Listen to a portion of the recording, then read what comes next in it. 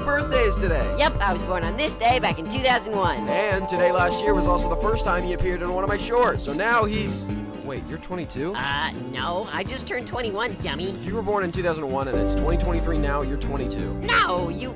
Wait. Whoa, I'm 22! Dude, how are you 3 years older than me, but you act like a child? Life's more fun that way? I don't know. Whatever. To celebrate, we're gonna make a cake. Woohoo! You have the list? Yep, right here. Alright, let's see. 2 cups of flour, 2 teaspoons of baking powder, 2 eggs. Wait, did you change some things on here? Only added some stuff from a old recipe. Okay, 6 cups of sugar, 12 pints of ice cream, a pack of ketchup, some energy drinks, a whole cow, a demon? Ricky, what is this? It's called Devil's Food Cake, emphasis on the devil. And done. Whoa, that actually looks amazing. Yep, trust the process, pal. Now all we need is the candle. Wait, Ricky, that's a stick of... Time to make a wish. Oops. Ricky's birthday is today. Yep, I was born on this day back in 2001. And today last year was also the first time he appeared in one of my shorts. So now he's... Wait, you're 22? No, I just turned 21, dummy. You were born in 2001 and it's 2023 now, you're 22. No, you... Wait. Whoa, I'm 22! Dude, how are you 3 years older than me, but you act like a child? Life's more fun that way? I don't know. Whatever. To celebrate, we're gonna make a cake. Woohoo! You have the list? Yep, right here. Alright, let's see. 2 cups of flour, 2 teaspoons of baking powder, 2 eggs. Wait, did you change some things on here? Only added some stuff from a old recipe.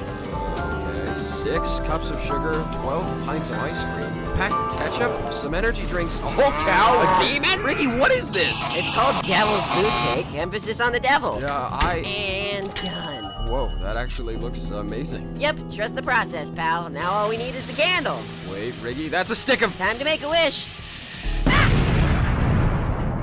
Oops. Ricky's birthday is today. Yep, I was born on this day back in 2001. And today last year was also the first time he appeared in one of my shorts. So now he's... Wait, you're 22? No, I just turned 21, dummy. You were born in 2001 and it's 2023 now, you're 22. No, you... Wait. Whoa, I'm 22! Dude, how are you 3 years older than me, but you act like a child? Life's more fun that way? I don't know. Whatever. To celebrate, we're gonna make a cake. Woohoo! You have the list? Yep, right here. Alright, let's see. 2 cups of flour, 2 teaspoons of baking powder, 2 eggs. Wait, did you change some things on here? Only added some stuff from a old recipe. Okay. 6 cups of sugar, 12 pints of ice cream, a pack of ketchup, some energy drinks, a whole cow, a demon? Ricky, what is this? It's called Devil's Food Cake, emphasis on the devil. And done. Whoa, that actually looks amazing. Yep, trust the process, pal. Now all we need is the candle. Wait, Ricky, that's a stick of... Time to make a wish. Oops. Ricky's birthday is today. Yep, I was born on this day back in 2001. And today last year was also the first time he appeared in one of my shorts. So now he's... Wait, you're 22? No, I just turned 21, dummy. You were born in 2001 and it's 2023 now, you're 22. No, you...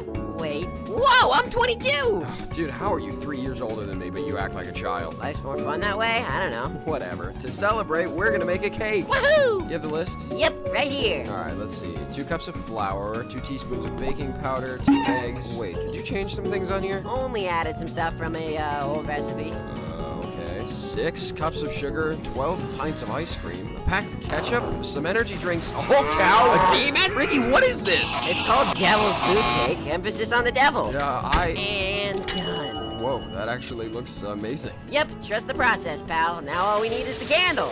Wait, Ricky, that's a stick of... Time to make a wish. Oops. Ricky's birthday is today. Yep, I was born on this day back in 2001. And today last year was also the first time he appeared in one of my shorts. So now he's... Wait, you're 22? No, I just turned 21, dummy. You were born in 2001 and it's 2023 now, you're 22. No, you... Wait. Whoa, I'm 22! Dude, how are you 3 years older than me, but you act like a child? Life's more fun that way? I don't know. Whatever. To celebrate, we're gonna make a cake. Woohoo! You have the list? Yep, right here. Alright, let's see. 2 cups of flour, 2 teaspoons of baking powder, 2 eggs. Wait, did you change some things on here? Only added some stuff from a old recipe. Okay. 6 cups of sugar, 12 pints of ice cream, a pack of ketchup, some energy drinks, a whole cow, a demon? Ricky, what is this? It's called Devil's Food Cake, emphasis on the devil. And done. Whoa, that actually looks amazing. Yep, trust the process, pal. Now all we need is the candle. Wait, Ricky, that's a stick of... Time to make a wish. Oops. Ricky's birthday is today. Yep, I was born on this day back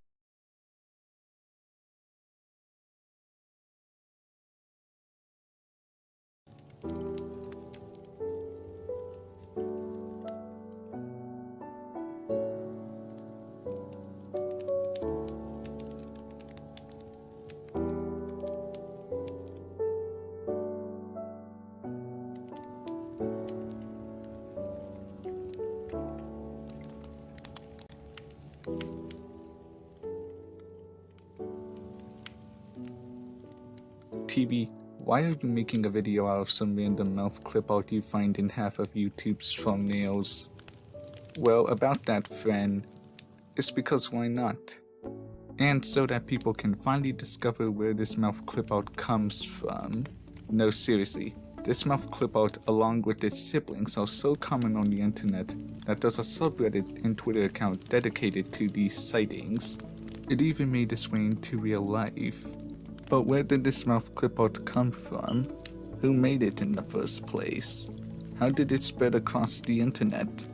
Well, in this video, I will be explaining the story about this specific mouth clip out and how it came to be, so here we go.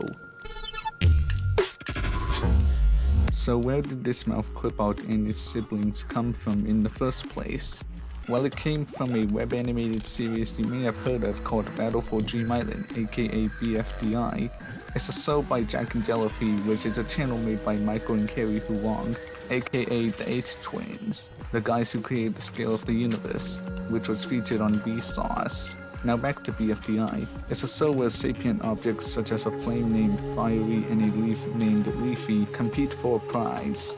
Just like Total Drama Island, Survivor, and The Amazing Race, which makes sense since the H-Twins are fans of those shows.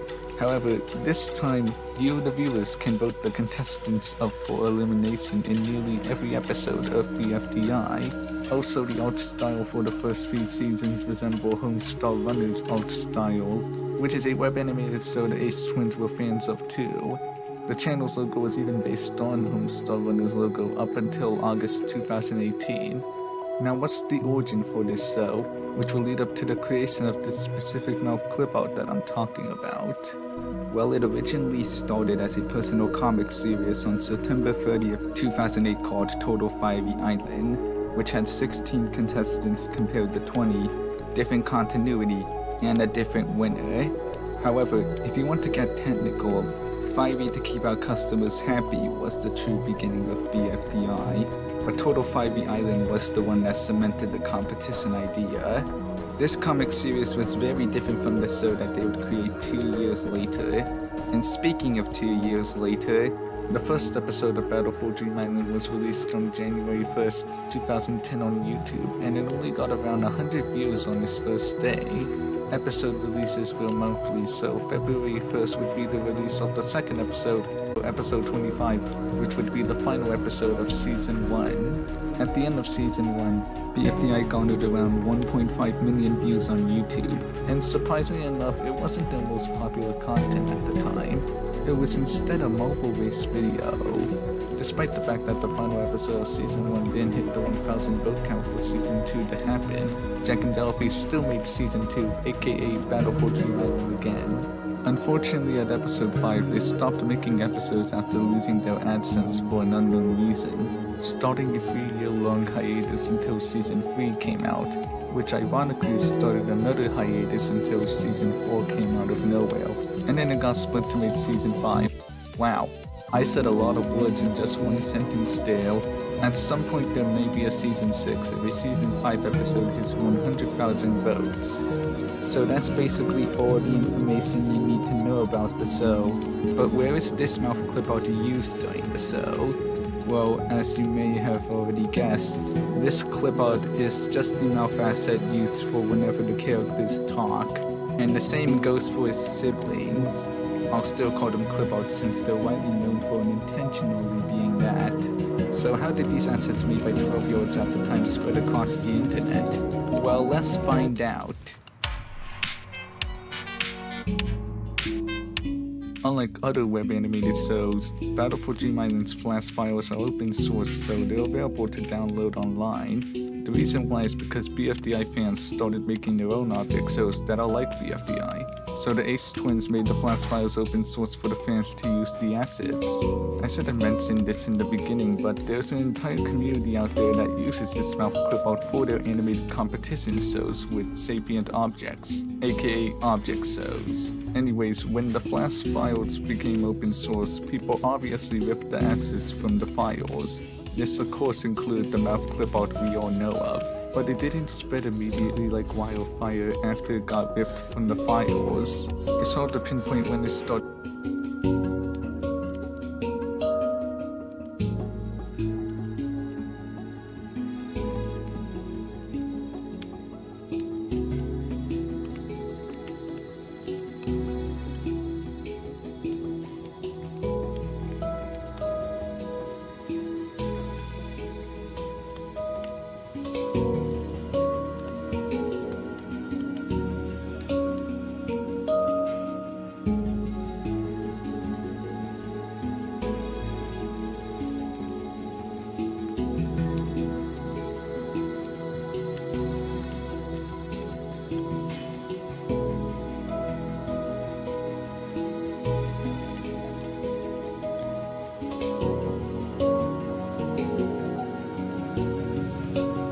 If you guys are anything like me, when you get faded, you get really hungry. But then you have a taste for everything, so you don't know exactly what to eat. Because when I'm Friday, I'm either staring at the fridge for 20 minutes or I'm with my friends looking on Grubhub just staring at all the options. And I know, we've all been there before, sometimes your fridge and your pantry is just absolutely empty and you only have ingredients. So I, Ginsangs, am here to help. Because I wouldn't even wish starving with the munchies on my worst enemy. Coming in at number 10, Chinese food. And before you guys start coming at me about Chinese food being so low, come on now, there's like a million foods. Chinese food is just top tier, but it's not all the way at the top. Come on now. But ordering Chinese food in the projects or even just going to a buffet, that shit hit for real. My go-to order is the egg foo young with shrimp in it, and I make sure I get all the sauce on my food. I feel like I'm in Dexter's Laboratory the way I mix the soy sauce and the duck sauce together. And at number 9, we have Indian food. Now, some of y'all be hating on Indian food, but you can't knock it till you try it. I mean, butter chicken and tikka masala absolutely hit after smacking the Benjamin. And some of the people cooking up in them restaurants be the absolute nicest people I know. And the only reason why it's not higher on the list is because I only eat it on occasions. But what I don't eat on occasions is number 8, Jamaican food. Now come on, I know myself, I am one. This is absolutely fucking bomb. I mean, jerk chicken and oxtails is actually something I eat on a daily basis. And them tamarind pois be absolutely hitting, bro. If you have a Jamaican spot near your house and you haven't eaten there yet, you're absolutely missing out. You gotta try Jamaican food. And while I hate putting this at number 8, there's other snacks and foods that absolutely hit me big. This is a munchies list after all. And at number 7, we have fruit. And I know you guys are gonna be in the comments, isn't this a munchies list? Isn't it? I know, listen,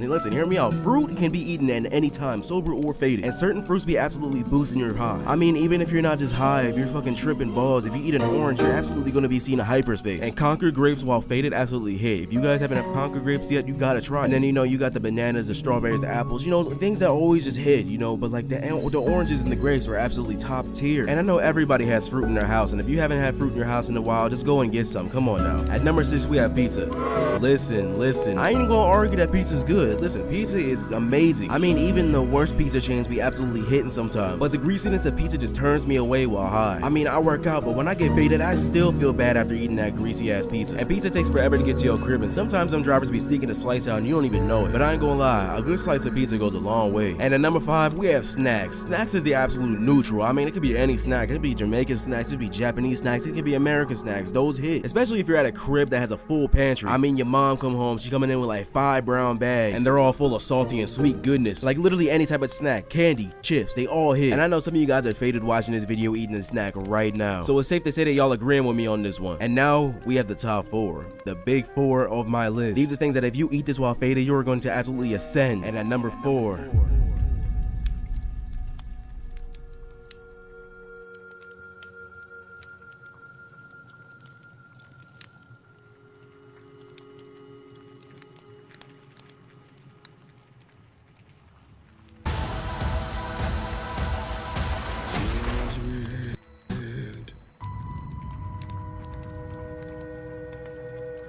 I Bass Reeves, you solemnly swear.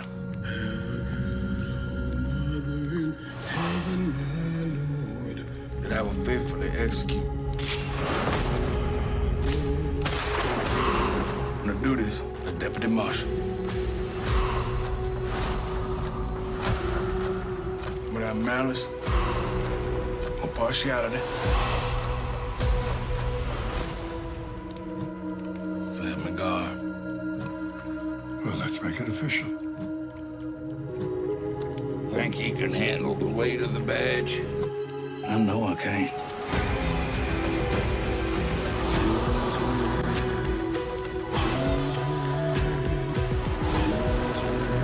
Someday, somebody's gonna write about you.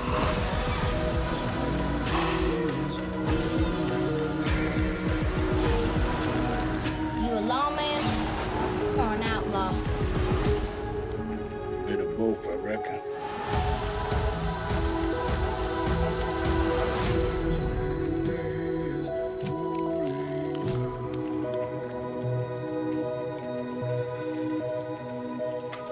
Core Power helps you rise to a whole new level of recovery with 42 grams of protein. There's a lot of things in life that I don't really understand, but if there's one thing I can truly comprehend, it's being grounded. Because in my time, I've served a total of 547 days and 16 hours in the slammer, and through a year and a half of extensive first-hand research, I've come to the professional conclusion that getting grounded is straight ass, bro. You're locked in your room with no phone, no computer. Like, what do you want me to do? Think about my actions?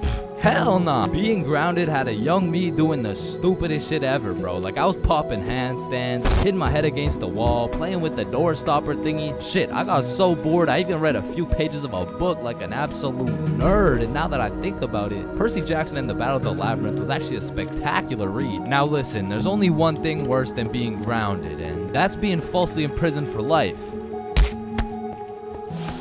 Well, now that I think about it, there's a lot of things worse than being grounded, but one of which is being grounded during summer, bro. There's something about being able to hear all the happy children, the ice cream trucks, your homies having fun, the hoes throwing rocks at your window, asking you to come outside, or you just cry yourself to sleep because there never was any hoes throwing rocks at your window asking you to come outside. It's just you, your Percy Jackson books, some used toilet paper, and the existential thoughts in your head, questioning if it's even worth it. And listen, I'm sure everyone can pick up on the fact that I'm a really intelligent dude. Smart all around, really, but trust me when I say, I wasn't always this smart, bro. In fact, in kindergarten, my dumbass fully believed with my whole heart that being grounded meant your parents would just dig a decent-sized hole in your backyard, toss you in, and bury you alive for the time being. And so I'm sure you could imagine my surprise when my OG friend of 5 days said, yeah, I got grounded for 2 whole weeks. Holy fucking shitballs, dude, are you okay? No, man, it's really hard. I didn't get to touch any of my toys or anything. Damn, how long ago was that, man? Oh, I'm still grounded. No, you're not. Yeah, dude, I'm grounded right now. No, the fuck you're not. And I wouldn't truly find out what being grounded was until 7 years later. I was in grade 7. It was a beautiful sunny summer day at approximately 11 a.m. and me and the boys were freely roaming our city. Little did I know, we wouldn't be free for long. And as the boys and I roamed the city looking for a move, one of Bob's girls calls him up and is like, okay, so my friend Becky is in Hawaii for a few days with her family, and she said I could bring you over. And just like that, Bob could have wrapped it up and claimed some cheeks. But the boy Bob was never one to leave the homies behind. So not only did he convince his girl to let us come, but he went above and beyond. He got his girl to bring some of her friends over too. And now we're hyped because we had now located the move, and quite a marvelous move if I do say so myself. Now keep in mind, all of us knew Becky and had been to Becky's house many times before, but Becky was all the way in Hawaii, so she had no clue about the marvelous move about to take place at her own crib. But regardless, me and the homies walk into Becky's crib and they low-key got a little get-together in the works. I see Bob's girl, I see Bob's girl's friends, and then I see a mutual friend of mine named Dennis.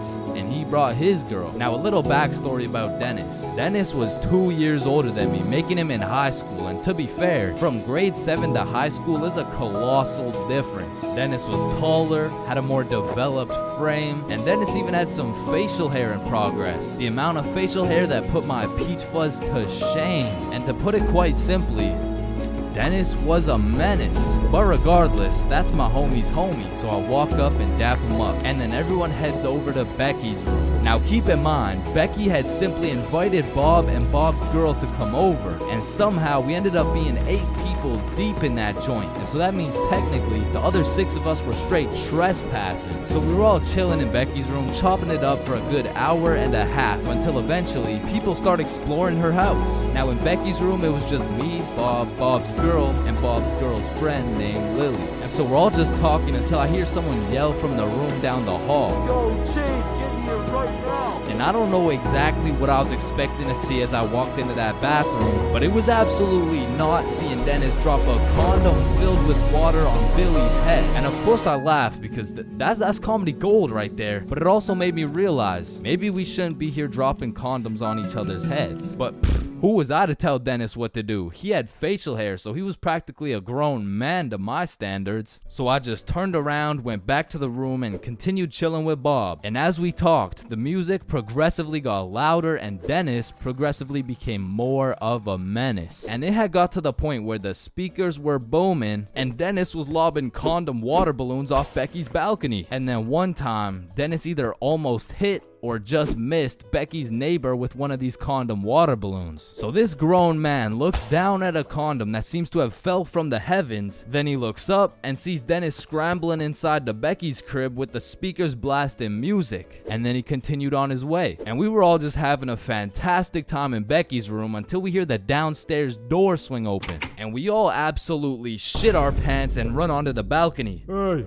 I just texted the family who lives here and they said no one is supposed to be in the house. Everyone needs to leave right now or I'm calling the cops. And that's exactly what we did. No messing around, we were out that hoe. And we all went to Bob's girl's house for an emergency meeting because we were all scared as fuck. And now Bob's girl and Becky are texting and Becky's like, "My parents are pissed. They want to talk to everyone's parents and they know how many people were there." So we all devise a foolproof plan. Okay, we give Becky our phone numbers, tell it's our parents' phone numbers, and we act super disappointed in our children. We all agreed on this plan and the emergency meeting was dismissed. And over the next few days, we all got texts from a very unhappy Becky's father, who made sure to specify the amount of condoms that were found in the bathtub. We all respond with some bullshit along the lines of, "Hello, Mr. Beckerson.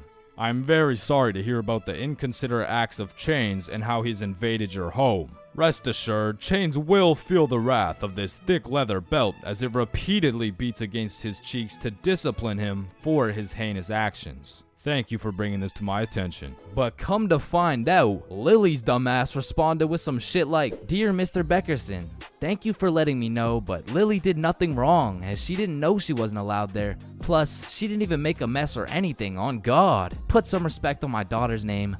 Period." And just like that, our foolproof plan got fucked. And Becky's father texted each of us saying, "You are coming to the house at 3:15 p.m. today or I'm calling the cops." And shit, looking back, Becky's father was most definitely bluffing. Like, say I didn't go, what was he gonna tell the cops? 911, what's your emergency? Hey, there was 8 kids who invaded my home 3 days ago. Okay, sir, did they break in? No, no. My daughter gave them the key. Sir, why the fuck are you calling 911? There was condoms in the bathtub. But like I said, I wasn't very smart and I didn't have the brain capacity to think that far ahead. So everyone shows up to the house and Becky's father sits us down and makes each of us individually call our parents and explain what we had done. And I went first. "Hey mom, so I went to Becky's house the other day, but she was in Hawaii and I wasn't really invited. There was condoms in the bathtub." Needless to say, we all got our shit whooped and I received my very first grounding with a sentence of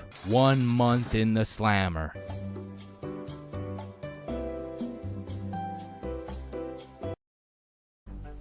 Versatility. All electric for short trips. Combustion and electric for longer. The Mazda CX-90 plug-in hybrid.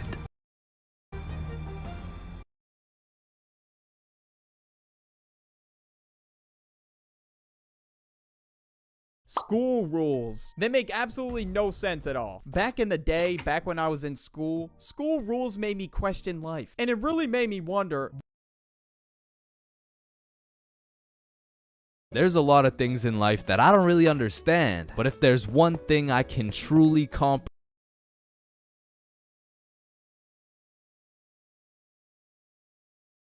but the ones that got that I paused my game to be here T paired up with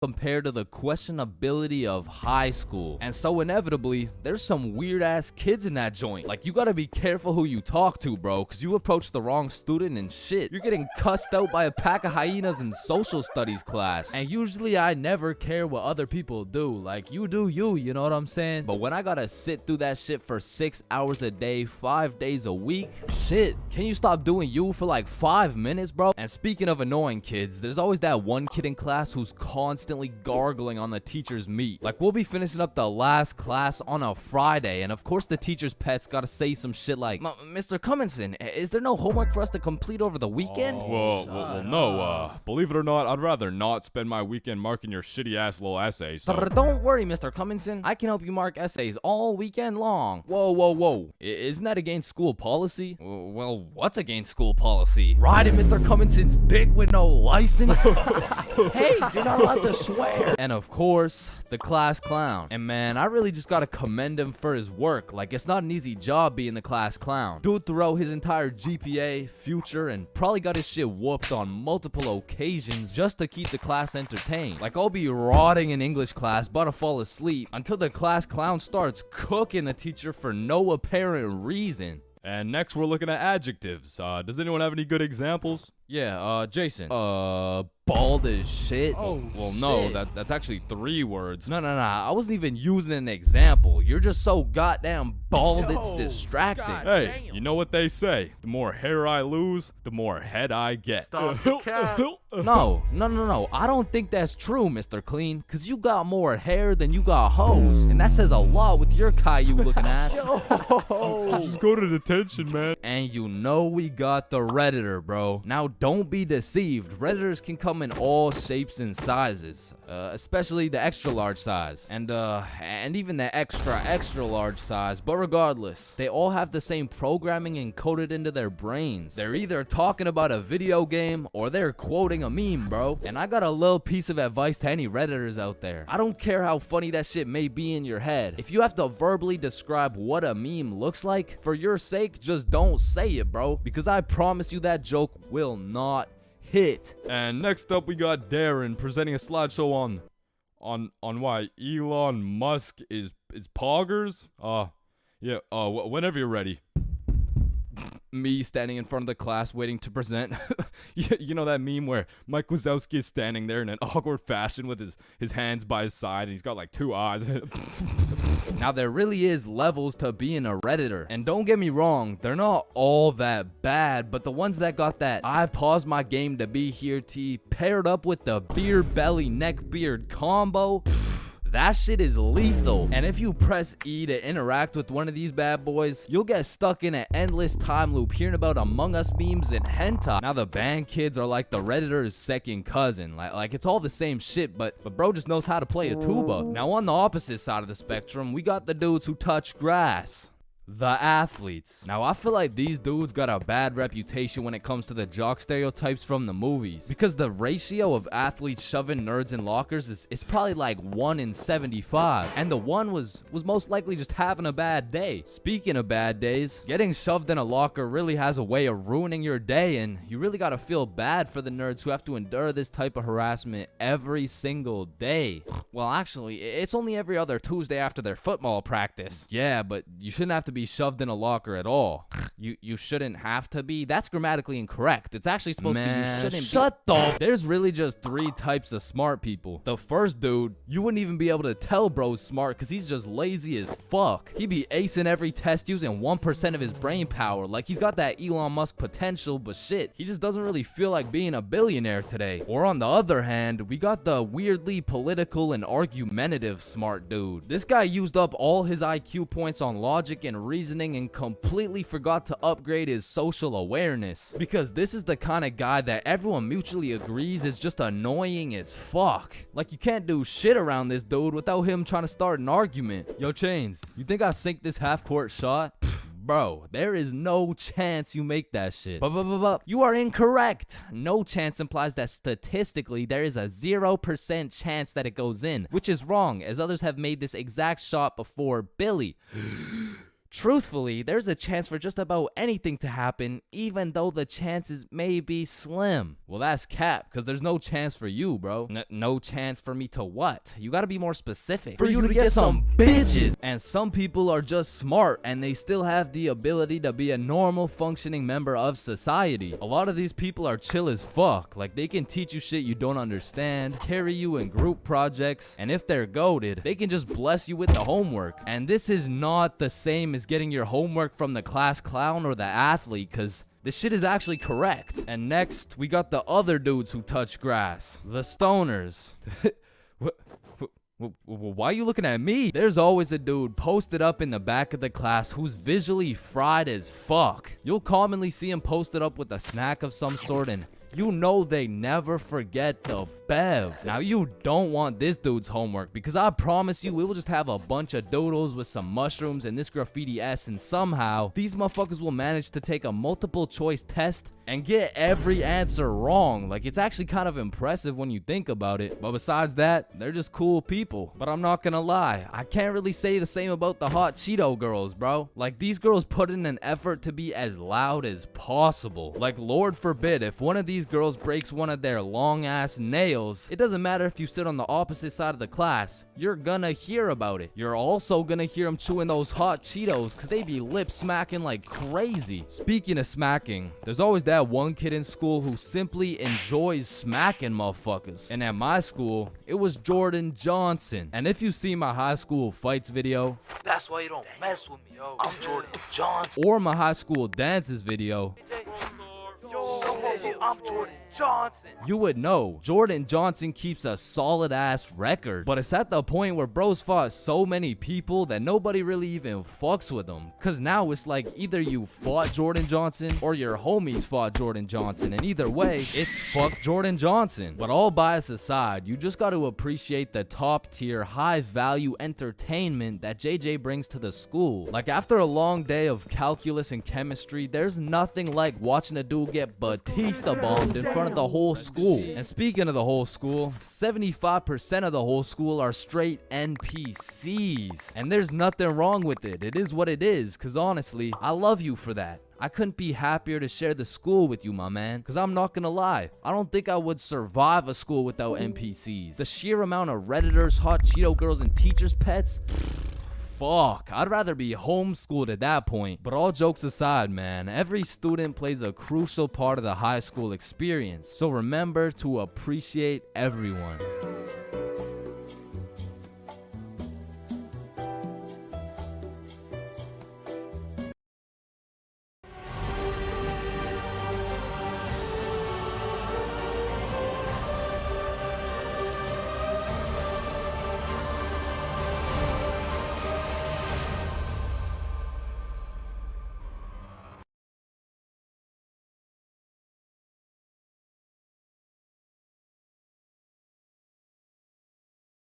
Hey you, how about you stop using old and outdated internet browsers and download Opera GX today.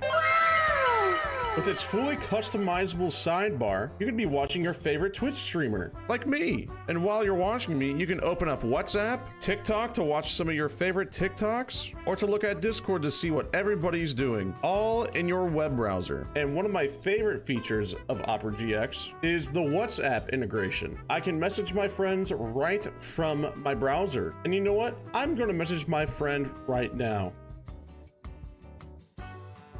And there's so much more to do with Opera GX. The possibilities with this browser are endless. So what are you waiting for? Download Opera GX right now.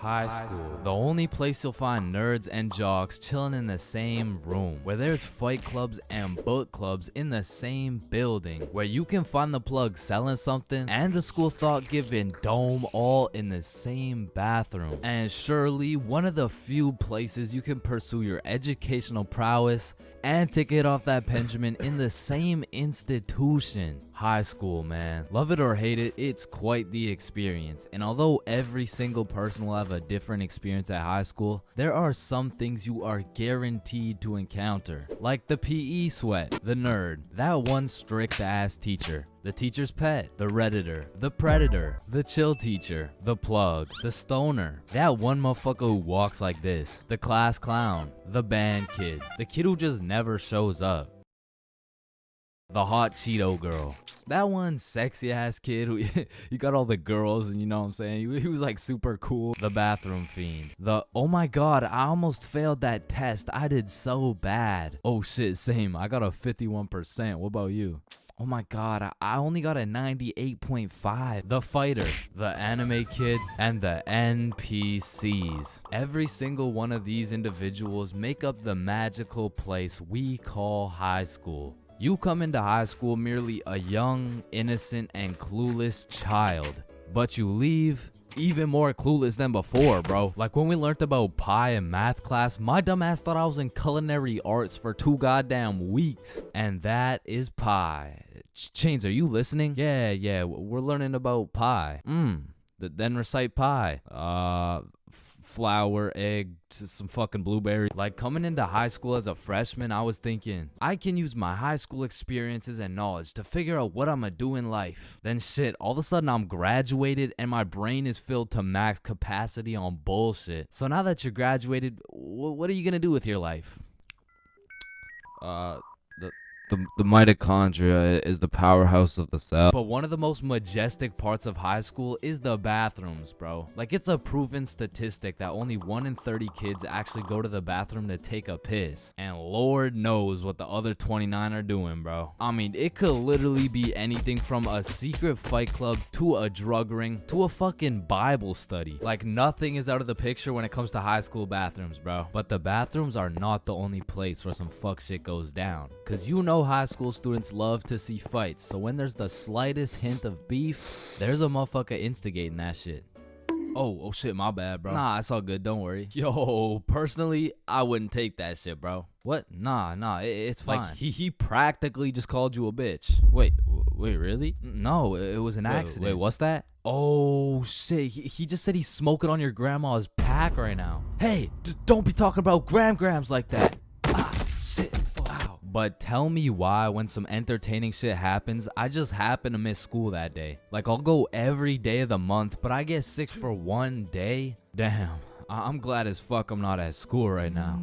Yo. Holy shit, Chains, where are you? I'm in my bed right now. Why? Ooh. Jeremy and Tom are running the ones right now. Fuck, the one day I didn't go. Wait, what's that in the background? Oh shit, yeah, they got Lil Uzi performing at school today. What? Uzi's at our school? Yeah, check it out. Running a small business can be tough, but with ClickUp, you can easily manage your team's tasks and timelines in one app. Using our Gantt chart feature, you can map out your team's tasks and set dependencies to ensure everyone is on the same page. Adjust timelines, change colors, and add more tasks as your project progresses. ClickUp's Gantt chart feature makes project management a breeze, so you can focus on what really matters, growing your small business. Say goodbye to multiple apps and hello to seamless team collaboration with ClickUp, the all-in-one solution for small businesses. Get started today.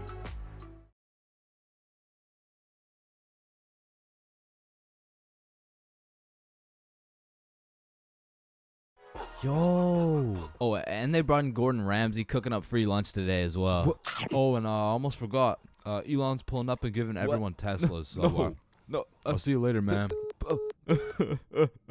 But listen, high school is nothing like these movies paint it out to be. Like all these movies portray the same shit, where Victoria and her goon squad make fun of Ruby, and where Chad and the football team shove Arthur in a locker. Like I've only seen a motherfucker get shoved into a locker once in my life, and to be honest, I couldn't even see much of it. I mean, it was pretty fucking dark in that locker, bro. But for real, in high school, you don't have to worry about some big body taking your lunch money or some football kid slapping the books out of your hand. The worst thing you'll encounter on your average day at school is your local Redditor. I don't know how they do it, but somehow every joke they make is so unfunny that it just ruins my day, bro. Do you smell that? Yeah, Jeremy, that's what happens when you don't shower in 2 months. No, It smells like sussy baka. Like Among Us. But not to confuse Redditors with Discord mods. I mean, they're pretty much the same thing, but Discord mods shower even less. To be honest, there is truly only one thing mustier than a Discord mod, and that's the cafeteria food, bro. I mean, this food is completely and utterly ass. Like, somehow these motherfuckers manage to get the food cold and the drinks warm. Like, how the fuck does that shit happen? And my high school would serve some daily specials, and to be honest, that shit was unidentifiable. Like, you'd see this pile of mysterious substance, and I'd ask the person who made it what it is. Like, what's the special today? You're holding it right now, dumbass. No, but like, what is it? Oh, I don't fucking know. And my school refused to pay people to make good food, so they had students making all the food. So you'd be eating a burger and look up at the person making them, and they'd just be casually scratching their ass. And even with all this free labor, tell me how these motherfuckers have the audacity to be charging $6 for 3 chicken strips, bro. That's $2 for one small soggy piece of some shit that's probably not even chicken. I mean, that shit is a robbery. And speaking of robbery, the high school change rooms are shockingly similar to Detroit. And we all know, you can't have shit in Detroit. Like, if you leave anything not locked up, it's gone, bro. Your iPhone, gone. $5, finessed. 2-week-old rotten sandwich.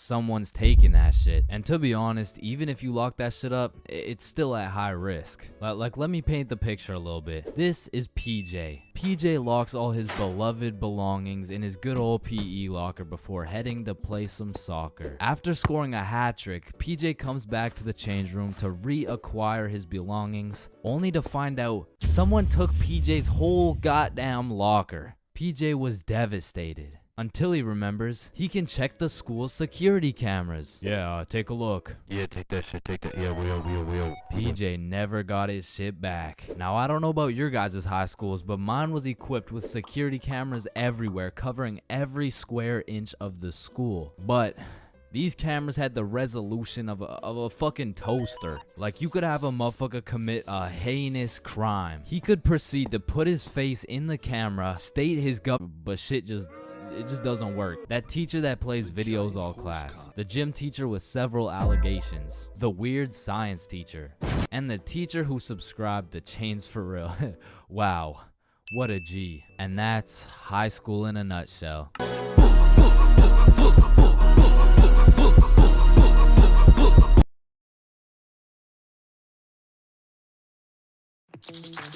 Matching. The sound you hear if your employer matches your 401k contribution.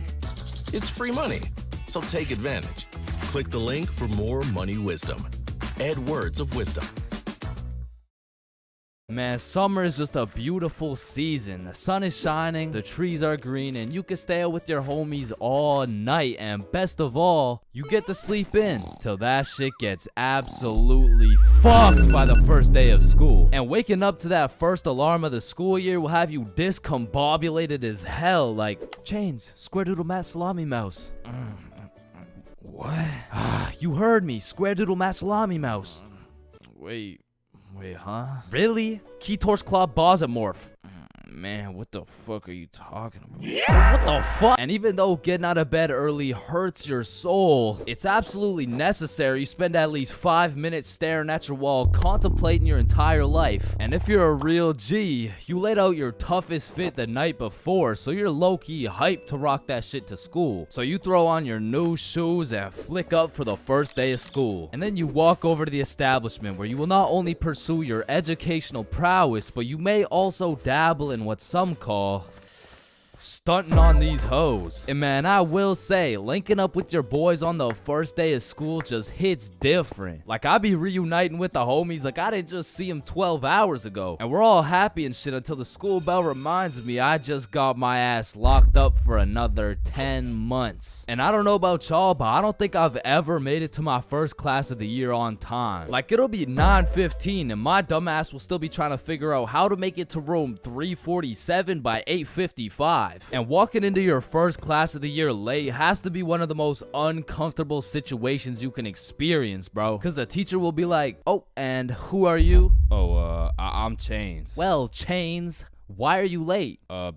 Because the bell rang before I got here. Alright, whatever. We waited for you before we started introductions. Oh, no, you shouldn't have. Well, you're welcome. We just wanted you to feel... No, like, you really shouldn't have. Like, I don't want to do this shit. And tell me why all these teachers have been copy-pasting the same icebreaker games since preschool. Like that one where you have to start with an adjective that starts with the same letter as your name. Like, how do you have a group of legal adults in a circle, awkward as hell, talking about, hi guys, I'm Super Sarah.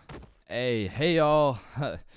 I'm Awesome Aiden, and I'm a Marvelous Marvin. Shit, if we don't stop doing these fucking icebreakers, I'm about to joyfully jump off a cliff. And after we're done grinding out icebreakers, these teachers have the audacity to show a whole 50-slide PowerPoint all about them. Like, the fuck? This class is supposed to be the study of math, not the study of your daughter's soccer games, bro. And I'm not even gonna lie, my dumb ass will be out there taking notes, wondering how this 7-year-old's goals per game ratio is gonna help me on my trigonometry test. Then just as soon as you survive all that bullshit, you gotta go to the next class and do that shit again. And by the time you've learned half your teacher's favorite hiking spots and relationship statuses, you're relieved to hear the lunch bell, only to find out the cafeteria's serving straight ass with a side of booty for lunch. And my standards aren't even high. Like, during summer, I was on a seafood diet, as they would say. When I see food, I eat that shit. But when it comes to this cafeteria food, I could even bring myself to smell that abomination they're calling meatloaf. But even though the food was straight dookie, I won't lie, it's kind of nice being back at the lunch table freestyling with the homies. But of course, all good things must come to an end. So the bell rings and I go to depart ways with the homies. Alright, peace out, man. Yeah, see ya, bro. Oh shit, are we going the same way? Damn, yeah, I guess so.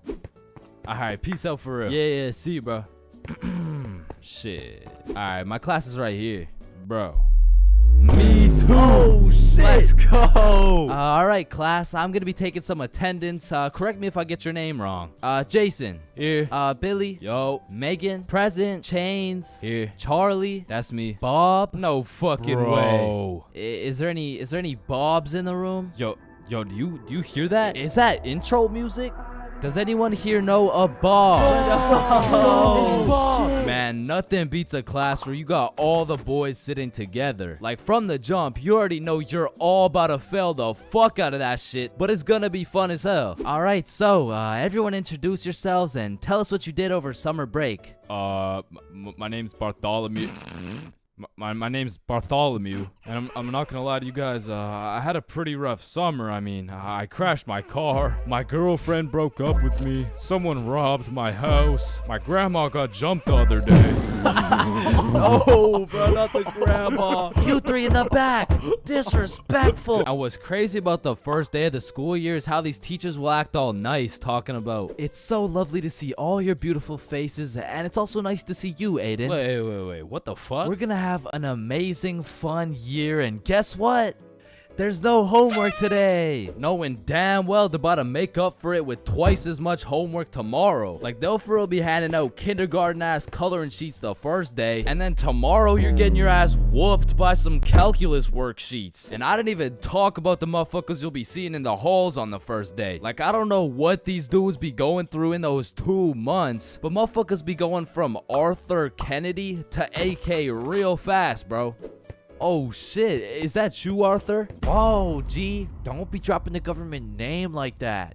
Government name? Yeah, take a risk like it's a short thing. Going in, yeah, I'm going all in. Getting food out, yeah, you can bring a friend. Dive right in, let's go. Move forward and beat in your toes. Let the rhythm take control. It's going down tonight, yeah. Dive right in, let's go. Move forward and beat in your toes.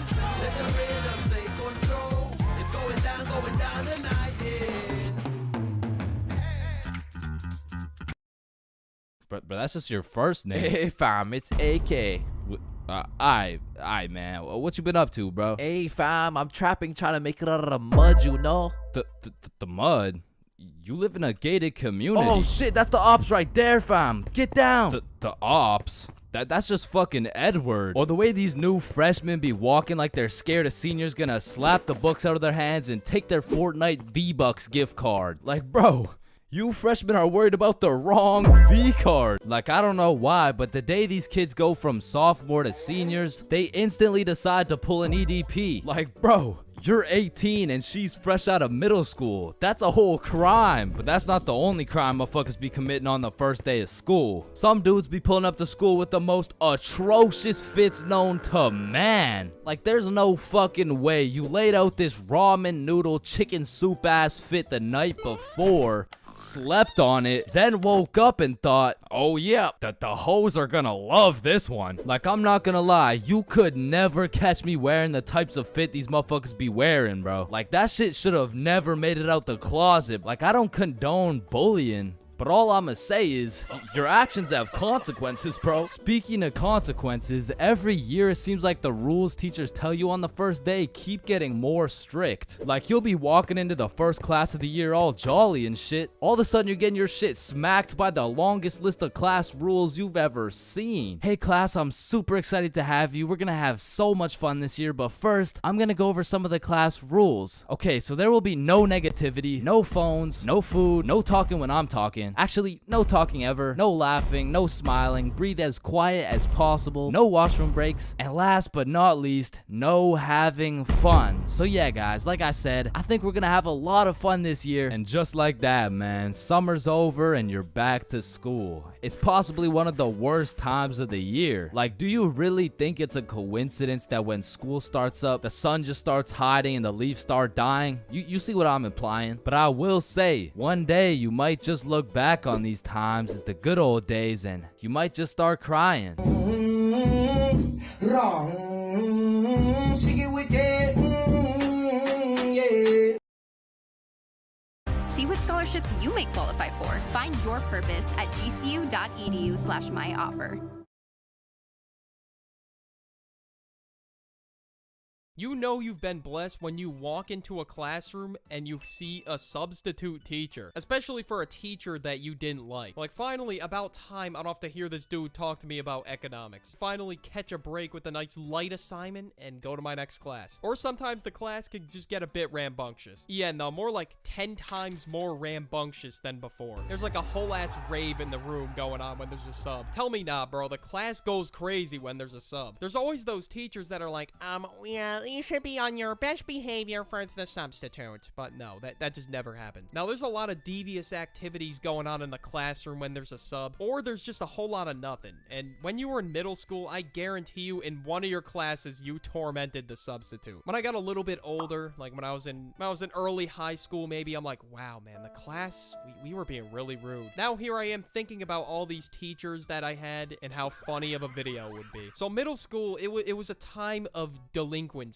And not gonna lie, I was quite the delinquent myself, but I wouldn't go to extreme lengths and torment the teacher. I wasn't willing to go that far. But some people, it was a different story. And we'll call this first guy Mr. Ferb. Now, Mr. Ferb got absolutely violated by the class. And this was in the 6th grade, so everyone thought they were the biggest menace on the planet, or the students that tormented him. And there would be a bunch of students calling him names like Fat Ferb or whatever. And then they were like rolling on the floor laughing like, bro, it ain't that funny. Like, it's more of a pun, if anything, if you think about it. Most of the kids in the class would just call him names or whatever, and it even got to a point one day where objects started being thrown his way. Mr. Ferb really couldn't catch a break with this class, and they would just throw things at him when he wasn't looking, specifically paper balls. There were a couple times where bro just let it slide and he kept teaching, but it was about like the 4th or 5th paper ball and pencil or whatever object it was, where it was just the last straw. Hey, which one of you rascals threw that? You? Is it you, young man? What's the laughing matter back here? Hey, what is so funny? You're going straight to the principal's, young man. Pack it up, buddy. And safe to say, bro lost his composure. He lost his cool. He was just off the rails. And that wasn't really too common for substitute teachers, but it was for one of my teachers in the 7th grade. Now, for this next period, I had a teacher who wasn't the nicest, we'll say, and we were so hyped when we found out we had a sub. We were geeked. Of course, we would do what the teacher wouldn't let us do and talk. We were being a bit rambunctious as well. Like, we were being pretty loud. It wasn't really anything crazy, if I remember correctly. We were laughing, having a good time because, well, we're stuck in prison for 6 hours and we finally don't have Mrs. Karen. We basically did anything besides schoolwork. Then the next day rolls around. Mrs. Karen walks into the classroom looking as pissed as ever. And she got up to the front and said, "That behavior last class was unacceptable. I can't believe you little shits can't behave yourself in front of a substitute. You guys need to apologize now." And honestly, I was confused because I didn't really talk that much to the point where it was deserving of writing a letter to the teacher or the substitute teacher apologizing. Like I was doing some shitty YouTuber apology. So I was sitting there like hella confused. And then she went around passing around pieces of paper aggressively. She was one of those teachers that would like lick the paper. Like, bro, no one wants to look at or smell your musty saliva on that piece of paper. But anyway, I take my piece of paper and I get to writing. And I wrote some really generic shit. Like, "Dear Mrs. Substitute, I know what I did was wrong. I've wronged you, and I'm here to apologize. Things got a bit rambunctious, and I'm sorry. The duck." And you already know I shed a tear for extra emotion. Okay, no, I didn't. But I didn't get done writing this stupid letter. I was about to write some, like, really generic letter. I was 20% of the way there. And then she comes up to our table, which I just had, like, 4 kids sitting with me, and she said, "You guys don't have to write this." Huh? And that's because she said that we are the most behaved table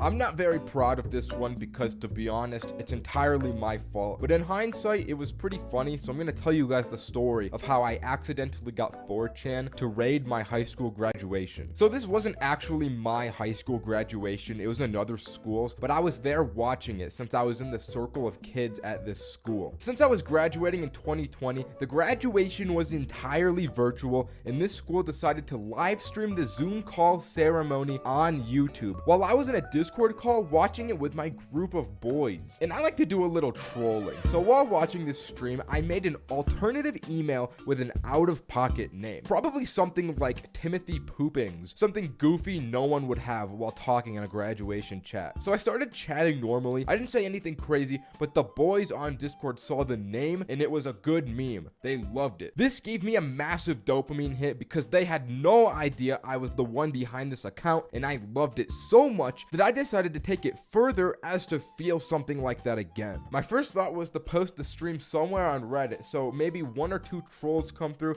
and nothing harmless would happen. I made the Reddit post, and after waiting for a few minutes, there wasn't anyone biting, so I called it a flop. I thought about alternative ways to get at least one person to join because it would be really funny, but then I remembered about 4chan, which to me at the time, I thought it was essentially the same as Reddit because I never used either of them, but I did know that they both hosted the bottom dwellers of society, but I could have not been more wrong. I remember making the post on the fitness board because simply I like the gym. I said join my high school graduation with a link to the stream. They required an image to post for some reason, so I attached a picture of Princess Peach as an anime character and sent it. As soon as I posted this, I could see the number of people in this stream gradually climb. The chat started to pick up, and the things these people were typing weren't that bad yet. It was pretty much just them saying things like how they came from the post and questioning if it was real or not. The Discord boys saw this and thought it was funny, so I got that W, but that would be the last W I would take. For the rest of the night, a landslide of L's would follow. After a few minutes, I went over to the 4chan post just to see how it was doing, and unaware to me,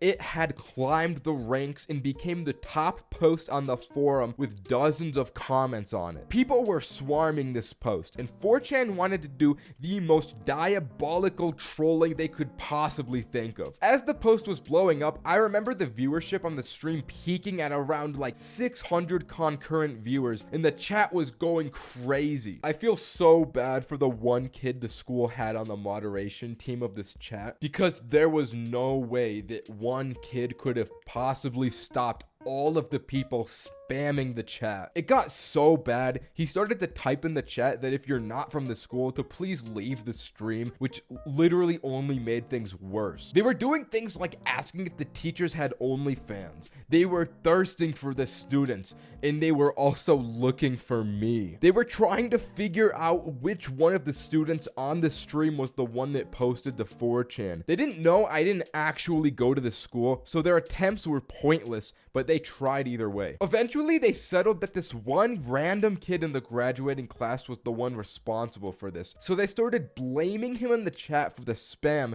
to try and get him in trouble even though he was innocent. The teachers definitely saw what was happening in the chat and had to just awkwardly ignore it all, but you could tell they knew. This all got so bad to find their Instagrams, and from there, they tried to rizz up the female students in their Instagram post comment sections publicly. At this point, there was literally nothing we could do. I had already deleted the post when I realized how bad it was, but the people just kept going. The best move was to just wait it out until they moved on, but oh my god, it was terrible. The school deleted the stream VOD from their YouTube channel afterwards, and now there's just an inconspicuous missing year on the channel. I didn't realize how bad 4chan was until this happened, and goddamn, it was such a shit show. I feel so much shame about this. Anyways, don't use 4chan or Reddit because you will rot from the inside out. Subscribe. Bye.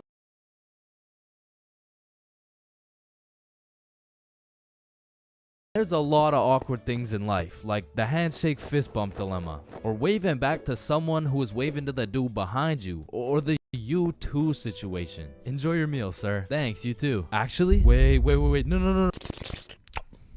But on this long list of things that will keep you up at night, I feel like school dances lands itself in the top 3, bro. Cause it's like, is it a party or is it a school event? Are we hitting the Dougie or are we just standing awkwardly in the corner? There's just too many questions, bro. Like another question, who the fuck hired this guy to be the DJ? Like, I don't know how much they pay this dude, but it can't be anything over 50 bucks. I remember at my first middle school dance, I seen the DJ walk in with all his gear and shit, and I thought, damn, look at those big ass speakers. This dude knows what he's doing for sure. Hey, Stickman Middle, are we ready to turn up? Yeah. Let's go. 1, 2, 1, 2, 3, let's go. So I walk over there to give bro some song requests that he so desperately needs, and as I walk up to this dude's expensive ass setup, I look down at his laptop and this motherfucker's on Spotify and he's moving around the volume slider like he's doing some shit. Like, bro, I could have done this shit for free. Nah, trust me, bro. I know what I'm doing, dude. Want a break from the ads? Now, to be honest, it was really the middle school dances that had me fucked up. Like, you took a bunch of self-conscious, prepubescent little kids and threw on some music and told them to dance with each other. Like, shit, of course they're gonna start hitting those Fortnite emotes, bro. That's all they know how to do. Like, these grade 6s are fresh out of elementary school. There's no way you'll catch one of these youngins asking a girl to dance. Like, they're still scared of catching cooties, bro. Or what about the grade 7s? These kids were straight menaces. Like, I remember at my grade 7 dance, there was a duo. We'll call them Greg and Roderick. Greg and Roderick would run up on some unsuspecting students, and Greg would slide behind him on his hands and knees, and Roderick would casually strike up a conversation. And just when the poor guy was expecting it least, Roderick would shove his ass, causing the unsuspecting victim to trip and eat shit. And they went around to damn near everyone pulling this shit, until one time they messed with the wrong dude. Hey bro, it's just a prank. Now, grade 8s. These boys are damn near in high school. They don't dance. It'll ruin their street cred, bruh. Instead, they prefer mosh pits, rap, EDM, fucking smooth jazz. It doesn't matter what song. These grade 8s will be relentlessly jumping up and down for no apparent reason. And soon, these grade 8s will turn into freshmen. All that street cred they once had, gone. If you push one of these freshmen into the middle of a dance circle, he'll stress so hard he'll start malfunctioning and hit those fucking Fortnite dances again. Now,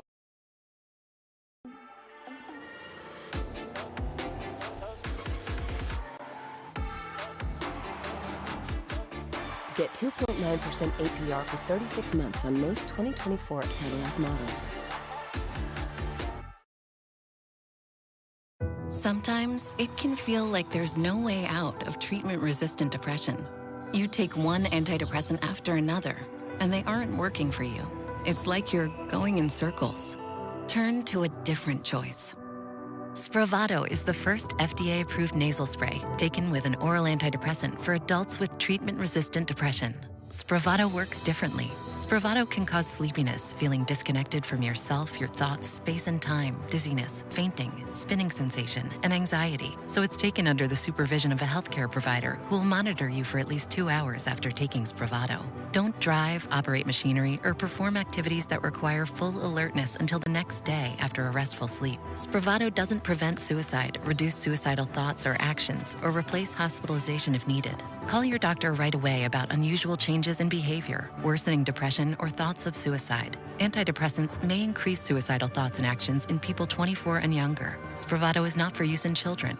There's a risk for abuse and misuse. Don't take if you have a blood vessel disease, an abnormal connection between your veins and arteries, a history of bleeding in the brain, are pregnant or may become pregnant. Spravato is not for use as a medicine to prevent or relieve pain. Spravato may cause serious side effects such as increased blood pressure, problems thinking clearly, or bladder problems. With fewer depression symptoms, you may begin to feel like yourself again.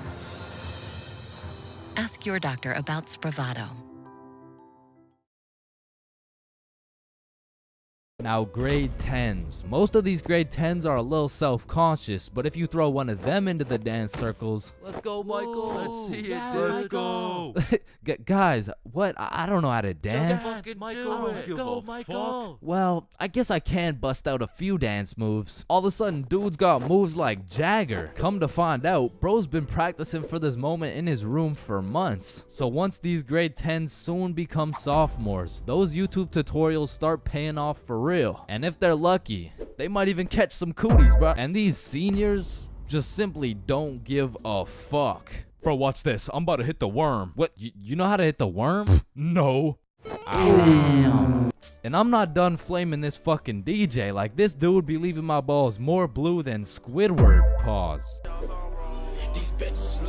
Oh, hell nah. Is that lo-fi? And then out of nowhere, really quick, the DJ will throw on some heat and it'll have everybody turning up. But just as fast as Pop Smoke got that shit jumping, Ed Sheeran shut that bitch right back down. Like, mixing drill with The Shape of You has to be some sort of felony, bro. Like tell me this dude deserves to roam the streets freely after pulling some shit like that. In fact, funny story, I had seen the DJ after the dance in the parking lot one time, and we walked up and we jumped the fuck out of him. Alright, but not all DJs were out here committing war crimes on my ears. Like, you know, the DJ was onto some shit when he got the students and the teachers turning up. Like, you play the right song and these teachers will forget they're on chaperoning duty. Shit, even the principal will start wilding out. Once you got the right song playing, motherfuckers will get hype over anything. Like, remember how hype it was when someone would land a flip in the middle of a mosh pit? Shit, remember how hype it was when someone didn't land a flip in the middle of a mosh pit? These motherfuckers were excited as ever, like they didn't just witness a dude snap his neck. Poor guy's probably getting trampled down there. Rest in peace. Sacrificed his life for a few Snapchat memories. But you know that one song that when the DJ throws that hoe on, everybody knows what to do. Motherfuckers will run in from the bathroom, teachers will hop in, the Redditors will hop off the bleachers, and the school dance will be looking like something straight out of High School Musical, bro. Speaking of High School Musical, back in the day, I knew a dude named Troy. I fucked with Troy, but let's just say,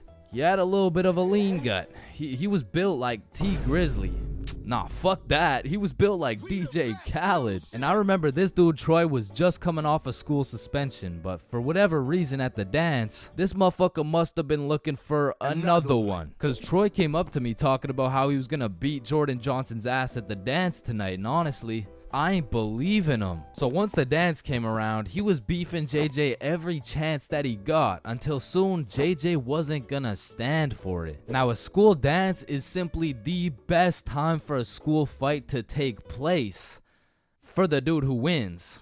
For the dude who loses, you literally have every single motherfucker in your school gathered in one place to get several different 4K angles of you getting pieced up. So Troy was really putting everything on the line here because JJ was known for handing out whoopings like food stamps. But to be fair, Troy loved food. Regardless, JJ wasn't scared. In fact, he threw the first punch. Boom. But Troy ate that shit like a Wendy's 4-for-4 combo. And instantly, the entire school gathered in a circle. The circle was so big, there was no escaping. They were gonna have to fight to the death. But the DJ was so locked in that he was completely oblivious to what was happening. He was playing some happy-go-lucky ass shit. Oh, shit. Ooh. Damn. Yo, get his ass. Let's go. Beat his ass, JJ. Yo, I'm Jordan Johnson. Now, the moral of that story is don't get into a fight at the school dance. Unless you know you're gonna win. Now, on another note, asking someone to dance is a very important topic when it comes to school dances. Now, girls, I'm sorry, I can't help you with this one. I've never asked a dude to dance before. But boys, shit, I can't help you either. I'm like 0 for 15 with this shit. But I do know someone who can. I'm talking about the homie Bob. So Bob, how do you ask a girl to dance? Watch and learn. Is this motherfucker moonwalking right now? Oh shit. Oh, what the fuck?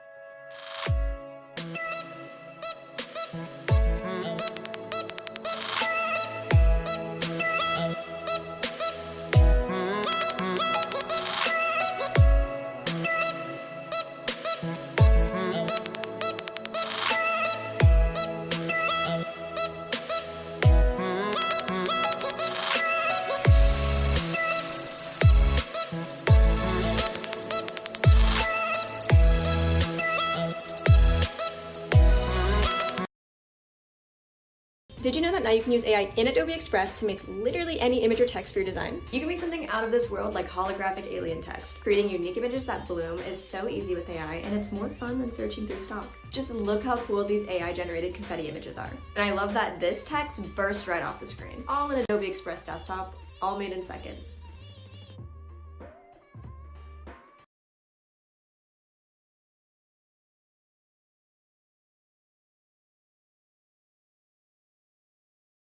As an entrepreneur, as a creator, I'm 24/7 on the go all the time. Shopify makes it very easy to be connected with my store. My name is Chef Jamoke Jackson, aka Mr. Foodtastic. It's literally took me a day to get up and running. I can take a picture, write a description, upload it, and I can have our new product in the store in under 5 minutes. Start your online store today, powered by Shopify.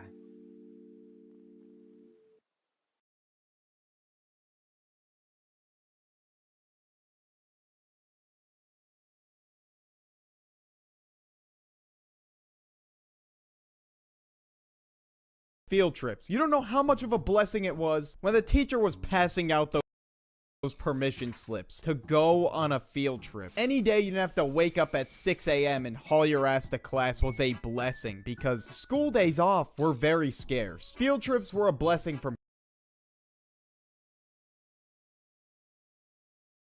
God. It didn't matter if you had to go to like some boring ass museum, it's better than sitting in class. I haven't experienced many field trips in my life, but some of them hit different and some of them were just straight up mid. The first field trip I ever went on, I was geeked, bro. I felt like it was about to be a whole function. So in kindergarten, I went to the zoo and the entire day, all we did was we were just basically baking in the sun and just staring at animals and just marveling at them all day. Now, I don't know how I found any sort of entertainment in that, but I thought it was like the coolest thing ever that I was going to the zoo and seeing animals. And there was literally one kid that tried to climb into the animal enclosure. Hey, alrighty kids, this is a lion. And your teacher instructed me not to let you guys feed the lion. So I'm just gonna sit here and tell you some boring ass facts about lions. Alright, so lions, they like to hunt, of course, and they even hunt during storm. Whoa. And you can hear a lion's roar from 5 miles away. Hey, what the fuck are you doing? Get down from there, motherfucker. And of course he was freaking out because this dude's literally just about to become lunch for the lion. Like, I don't know why he's trying to climb into an animal enclosure and thought that was a good idea. But our brains were not even close. How does Laffy Taffy make mouths so happy? It's smooth and satisfying. Fruity and flavorful. And has a joke on every wrapper. It's ha ha ha meets Laffy Taffy, deliciously funny. Mazda's most ambitious vehicle yet has a powerful, responsive inline-6 turbo that holds nothing back. The first ever Mazda CX-90.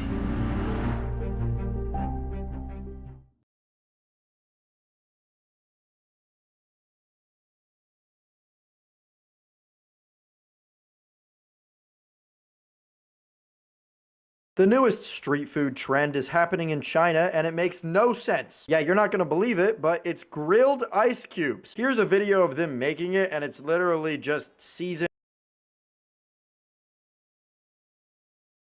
Field trips. You don't know how.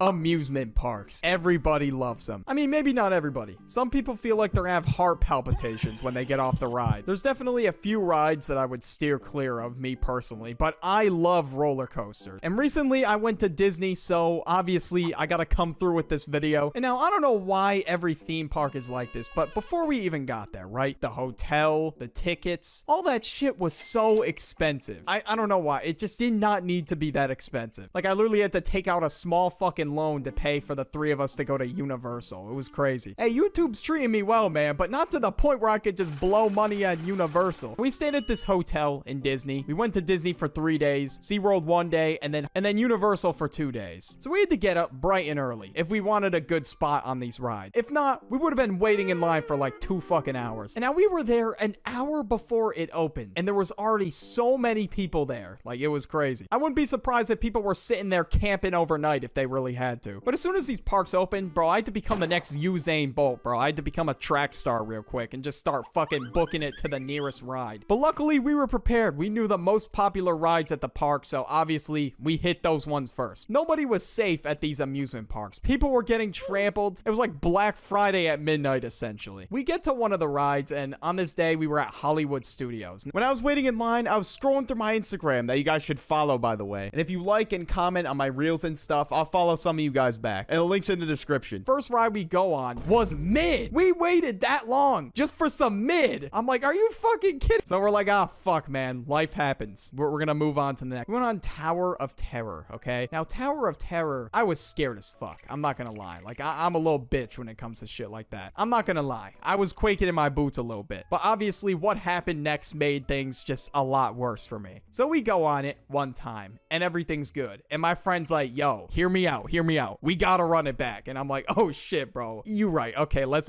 run it. Even though in my mind, I was like, fuck, I really don't want to go on this again. God damn it. So we get in line, and now we're getting ready to be seated. And we sit down, and the ride starts up. The door shuts. He starts playing some eerie ass music. The lights start to dim, and then it just fucking stops, like out of nowhere. Now, of course, everybody in there started looking at each other like.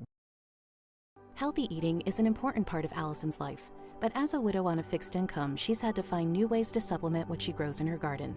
I'm trying to make my body stronger now because I want to continue working in my garden and I want to continue going on hikes. This Hunger Action Month, join the movement to end hunger. Because when people are fed, futures are nourished.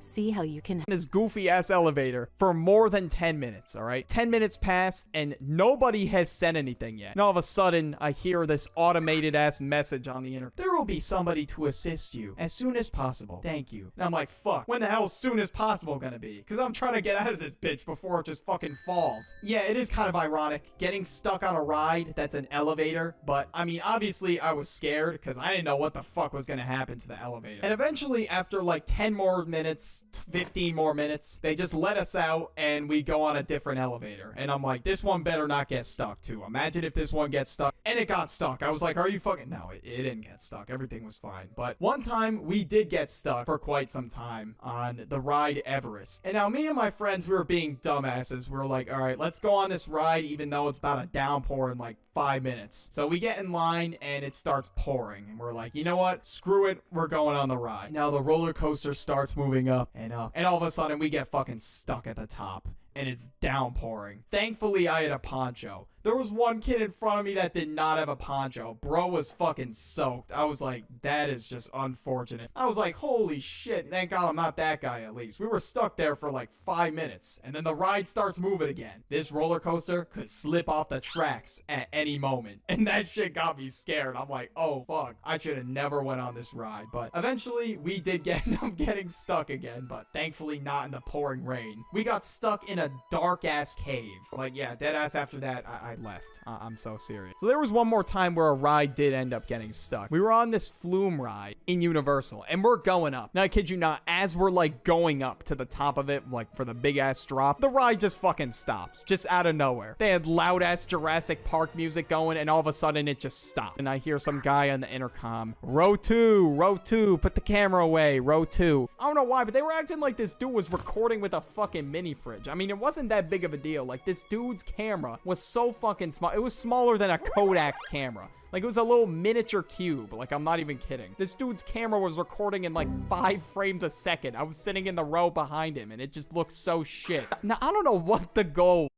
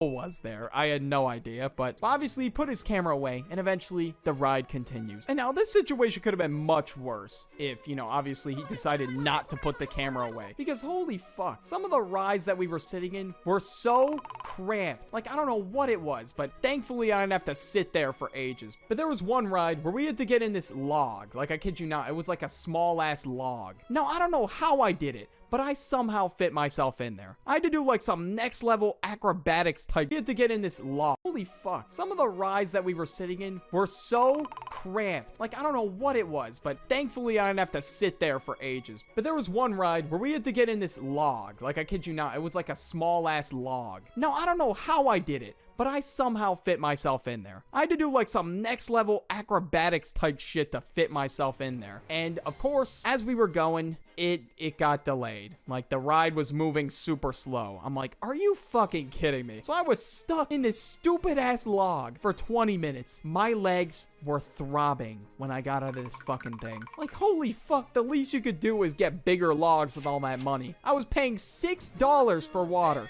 $6. And there was apparently water that contained more electrolytes or some shit. It was some crazy ass fancy water. This shit was ass. It was fucking garbage. Dog shit. It didn't even hydrate me. But of course, you know, the food was really fucking expensive. And it was also dog shit. Like, I mean, I was not surprised. We all learned our lesson. Like, when I walked into one of the cafeterias, they whipped me up a nice little fucking $24 burger that tasted, not even kidding. It was so bad. You want to know what I did with that burger? I fucking ate it anyway. Even though it was garbage, I still ate it. So we all learned to never do that again, all right? Make restaurant reservations. That's the move. I mean, shit, don't get me wrong. It was fun, but holy shit, there are so many downsides. You'd think it'd be better if I was, like, throwing my life savings away just to go here. So one day we went to SeaWorld, like I mentioned before. We get there, all right? We're early. And we had no idea that on this day, it was a grand opening for one of the rides. I was like, holy fuck, like, damn, I guess we should go on that ride first. That's probably a good idea. So as soon as the park opens, we rush to the ride. We fucking sprint. Nah, we did not sprint. Because if we were sprinting, we might as well have been Naruto running. Because it just does not look good doing a full-ass sprint to a ride. It looks stupid as hell. But we walk at a reasonably fast pace. We get there. And SeaWorld was opening its newest ride. Its first surf coaster. And I was like, damn, that looks sick, bro. I can't wait to go on it. And I kid you not, we were standing there for fucking an hour and a half waiting to go on it, waiting for the ride to open. Because you want to know why? Do you want to know why? They decided to hold a fucking news segment about it. I'm like, are you kidding me, bro? What the? So their news segment took like an hour and a half. I was like, holy fuck, why is this taking so long? And originally, the park opened at 9 o'clock, right? The park usually opens at 9. The park did not open until 10:30. So I'm here with SeaWorld's manager, Chuck. Chuck, what do you have to say about the ride opening? Well, you know, I'm really excited to kick things off and get the ride open. If you're excited, just open the goddamn ride already. Stop doing this stupid-ass news segment. It was annoying as hell. They went on about the history of SeaWorld the entire time. I was like, oh my god, just get on with it already. You could have did like just a quick 10-minute segment. Like, oh, hey, this new roller coaster's opening. Woo. Like, no one watches the news anymore anyway. To the point where there is a line formed throughout the entire park. And I was like, holy fuck, dude. We cannot leave this line. Like, we were one of the first people in line. And if we left that line, we would have been waiting for this ride for like 4 hours. I kid you not. So we all look at each other and we're like, we're not, hell no, we are not leaving. And then all of a sudden, some dude just comes up and says, all right, so for any of you that have bags, you're gonna have to put them in lockers. I was like, are you fucking kidding me? No. I was like, at this point, I'm screwed. I'm fucked. I shouldn't have brought a bag. So I went up to him at 9:30 when people said the park was actually gonna open. And then he was like, nope, the park's still not open. Are you with the news team? I'm like, no, dude, I'm not with the, look at me. Do you think I'm with the news team? But in all seriousness, though, I know he's doing his job. I'm just fucking around. It was just really annoying that I couldn't get a locker yet. We were just standing there, and my friend was like, Birdie, bro, you have to bolt as soon as that news team gets up and leaves, all right? You gotta bolt. And then they started moving across the line and interviewing people. And I was just praying to fuck they did not interview me. Hey, little Jimothy, how do you feel about this ride? I just want to go on the ride. That's great, but you're gonna have to wait another hour and a half because we have to do our news segment. How you doing, young man? How do you feel about this ride? It looks cool. Great. That's how the interview would have went. I'm dead at. But right before the ride opens, I had the bright idea to tell my friend, bro, I will give you $20 if you go up to this family and ask them to watch our stuff. So we did it. We didn't have to get a locker. He went up to a family and asked them to watch our stuff. And eventually we did it. We got on the ride, and man, was it fucking worth it. You know, through all the long lines, these prices worse than fucking gas prices, the scorching heat, the mid-ass food. I had a great time, so I felt like it was worth it. Want another video to watch? Watch this video on screen. Anyways, I'm out. Bye. The body and the blood of Jesus Christ. Body in the blood? Catherine. Body in the blood. The body in the blood. The body in the blood. The body in the blood. The body in the blood. The body in the blood. The body in the blood. Have you ever seen anything like this? God played that trick on you. Rated R. Only in theaters October 6th. Hello everyone, this is Diego Traverso with Operation Blessing. As you know, Morocco suffered one of the biggest earthquakes in the last century. Many villages are completely devastated.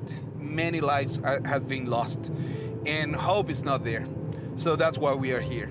Right now we are in the way to Amismis. It's a small village that was very affected. So we're bringing some relief and doing an assessment how we can reach, how we can be more effective, how we can keep supporting the local church so they can be the hands of mercy in this disaster.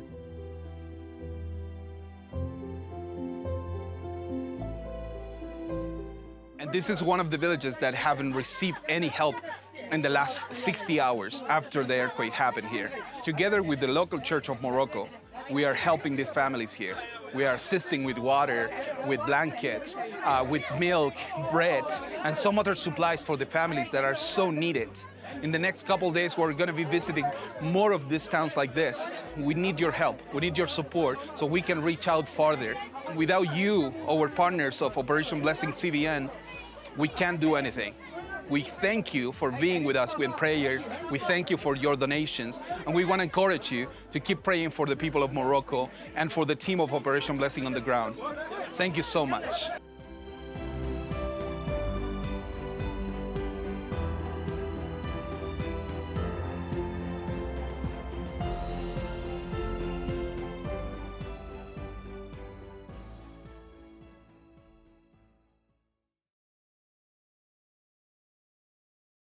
Types of parents, all right? There's many different types of parents out there. And some of you might have been blessed, and some of you might have had your downfall preyed upon, unfortunately. And if your parents are cool, bro, you hit the lottery. That's just how it is. Because some of us really be down bad in the trenches struggling with strict parents. And now the first type we gotta start with is the helicopter parent. Oh my. And now hence the name helicopter parents. What these parents do is they basically just watch over you 24/7. Like even when you're a teenager, bro, you got no free time at all. If you were doing devious activities, oh, you bet your ass they're walking in on you. They're gonna barge in and catch your ass, bro. It's over. And with a helicopter parent, forget even trying to get a girlfriend or boyfriend. They're gonna want to know every single bit about them. They're gonna be like, what's their social security number? Their 3 credit card numbers on the back. They're asking for everything. And at a family dinner, oh God, they're gonna get interrogated. And that's not even likely, because who said they're gonna let you date them? No, they're not gonna let you. They're gonna give you some excuse, even though you're 18 at this point. You're a grown-ass man. They're gonna be like, no. You know, you're just too young. Bro, look at me. I'm starting to grow facial hair. What do you mean? And oh, if you get caught, like, going to a party or something like that by the helicopter parents, say goodbye. Like, see, you're grounded for weeks, all right? Like, they might just sit in your room with you, man. Like, who knows? There's just no coming back from that one, bro. The problem with these parents is they just think of the worst possibilities and they just run with it. Like, they're like, oh my God, he's gonna smoke. He's gonna get wasted. Oh my God. And they just think of the worst possibility imaginable. And, I mean, that's kind of on you if you don't teach your kids self-control. I'm not gonna lie.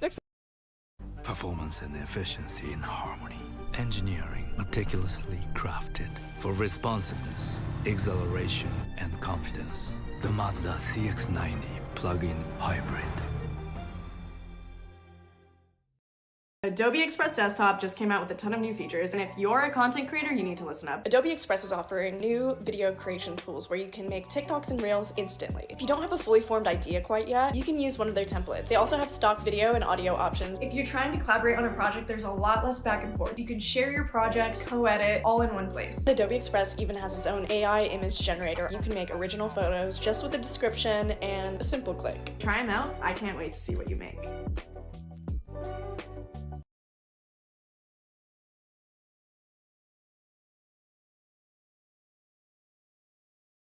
So we got the straight up strict parents, okay? It doesn't matter what you do at your life. Your life is going to be based on what they want from you. The solid 90 to 100 years you have ahead of you, wouldn't it be nice if you get to do what you want and not have to worry about like your parents just pushing you in every single direction possible? Well, you can kiss that goodbye because the strict parents are pushing you in that direction. If they want you to be a doctor, oh, they're gonna fucking force you to be a doctor. Doesn't matter what you want to do. Cut your losses because you don't have to be a doctor, bro. Start eating your ramen and start studying in medical school because you're fucked. You have no options, bro. Doesn't matter how long you're stuck in medical school. They're gonna make you just stay in medical school until you get out with a degree. Nah, bro. It literally feels like they're programming you. It's crazy. You just got an unfortunate spawn, bro. That's just tough. For those of you that are stuck in that circumstance, bro, I'm praying for you. That's cool that they want to see you succeed and all, but still, bro. Because, I mean, at the end of the day, if you're not happy, are you really successful? No. You're just gonna feel like a bot at the end of the day. Next up, we got the parents that spoil their kids. Oh my god. Thanks to you, this motherfucker has no idea how to take the word no. Like, you're basically his bitch, bro. Like, he's telling you what to do. He's ordering you,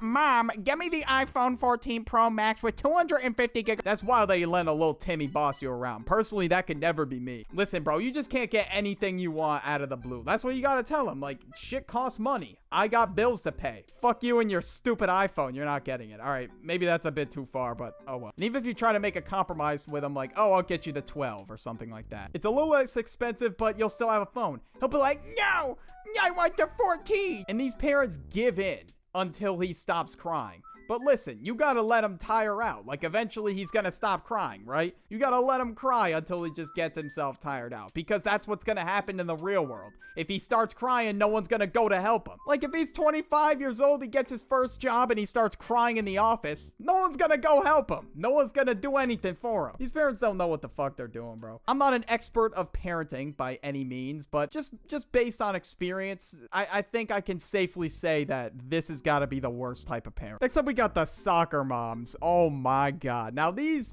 people, right? These people usually whip a minivan and got the basic Karen haircut. You know what I'm talking about. These are the type of people that get mad at any slight inconvenience, whether it's at their kid's soccer game, at a grocery store, whatever it is. Like, they're the type that chew you out over like $1 at the grocery store. Like, come on, bro. It ain't that deep. It's a fucking $1. There's no need to yell over it. Like, you literally ask nicely. Like, if somebody like tapped their kid during a soccer game, they'd be the type to run over to the ref and be like, ref, oh my god, somebody hit my kid. Take him out of the game right now. And most of the time, refs are like kids in high school. So obviously they're gonna be like perplexed and they're not gonna know what the hell to do. They're just gonna be like, no he didn't. Like, he just tapped him on the shoulder by accident. I know what I saw. There's no need for you to question my judgment. Shut the fuck. These people are just a nuisance for everybody at like sports games. Next up, we got the chill parents, bro. I'm fucking with the chill parents. All right. Now, my parents kind of fall into that category. I'd say they're a little bit overprotective sometimes, but it is what it is. You know, they're just trying to do their job as parents. But at this point, I'm a grown ass man. But the chill parents, they let you hang out with your friends and stuff. They're not stingy about like,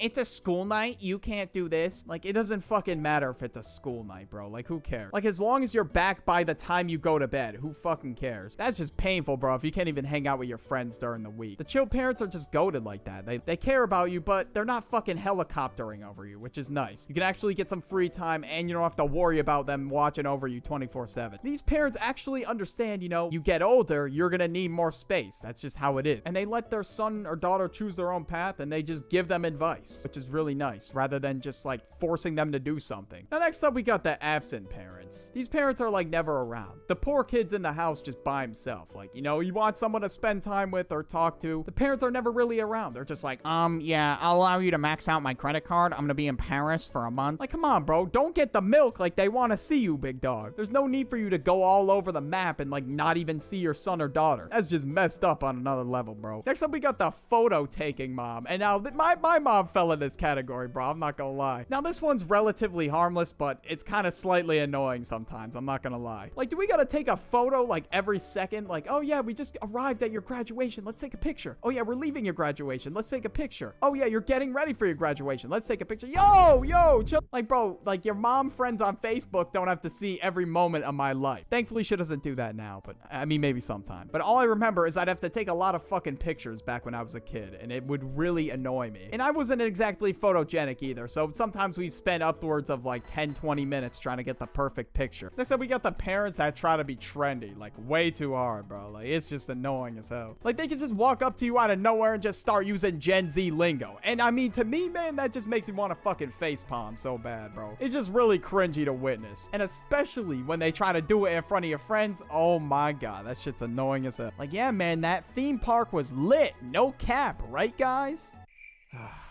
Just hearing that from your mom, it just makes it like 10 times cringier. I don't know why. Or there's always that one dad that thinks he got jokes, but they just ain't landing. It's kind of like that. Speaking of, that's the next one. Of course, dad jokes have been around for years. And of course, dads across the world have been making websites like 108 Corny Jokes 2023 Best Dad Jokes. Jokes that will make you laugh out loud. I'm sure they will. Definitely gonna be on the floor rolling after these. I know it for a fact. These jokes are just puns, and we got the parents that try to embarrass you. Oh my god. These parents just be doing the most to make you look bad. Doesn't matter. Like, if you got a girlfriend or a boyfriend, oh, you best believe they're gonna try and make you look as bad as possible. They be doing the most to try and get them to break up with you. I don't know. Is that their main goal? I have no idea. Or maybe they're just trying to make you the punching bag. Who knows?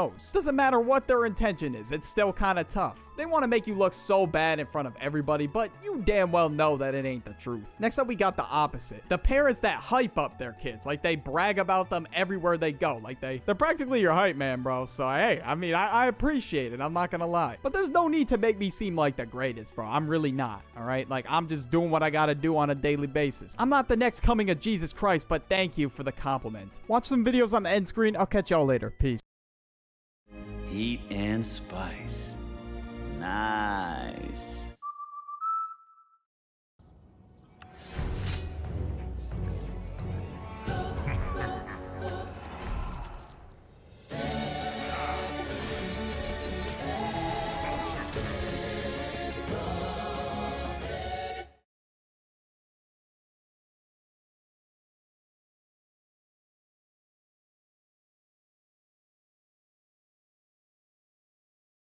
So as we all know, I think it's safe to say that school is trash, alright? Like, I don't think there's really any debate for that. That topic is not up for debate whatsoever. But here are some of the things that we just all hated about school in general. First, we gotta start off with the fact that you gotta raise your hand, bro. Like, I should be able to just get up and go to the bathroom. I shouldn't have to be like, actually, teacher, can I go use the bathroom? Like, I should be able to go. That's a basic human right. The fact that I'm being deprived of that is making me think that I'm in a prison. Like, come on now. I mean, now that I think about it, everything correlates. The food's trash. We gotta raise our hand or ask permission to go anywhere. I don't know, man. I think I'm onto something. But nah, why do I gotta raise my hand to go somewhere? I really gotta make a whole ass scene when I'm going to the bathroom. That's crazy. And what's even worse is when the teacher doesn't see you. If they're just casually going about your lecture and your hand's been up in the air for like ages, at that point, I'm just going to the bathroom. Screw what they say. I don't even want to be bothered trying to wait for them to actually look at me. There's no point, bro. Especially if I really gotta go after burrito day at lunch, bro. Like, if she just let me sit there, it wouldn't be good. If that's the case, she really wants her entire classroom to smell like an Arby's. That's crazy. Next up, we got homework. Fuck homework. Whoever invented homework has to be on another type of evil, bro. I don't know who enjoys homework. Actually, I love homework.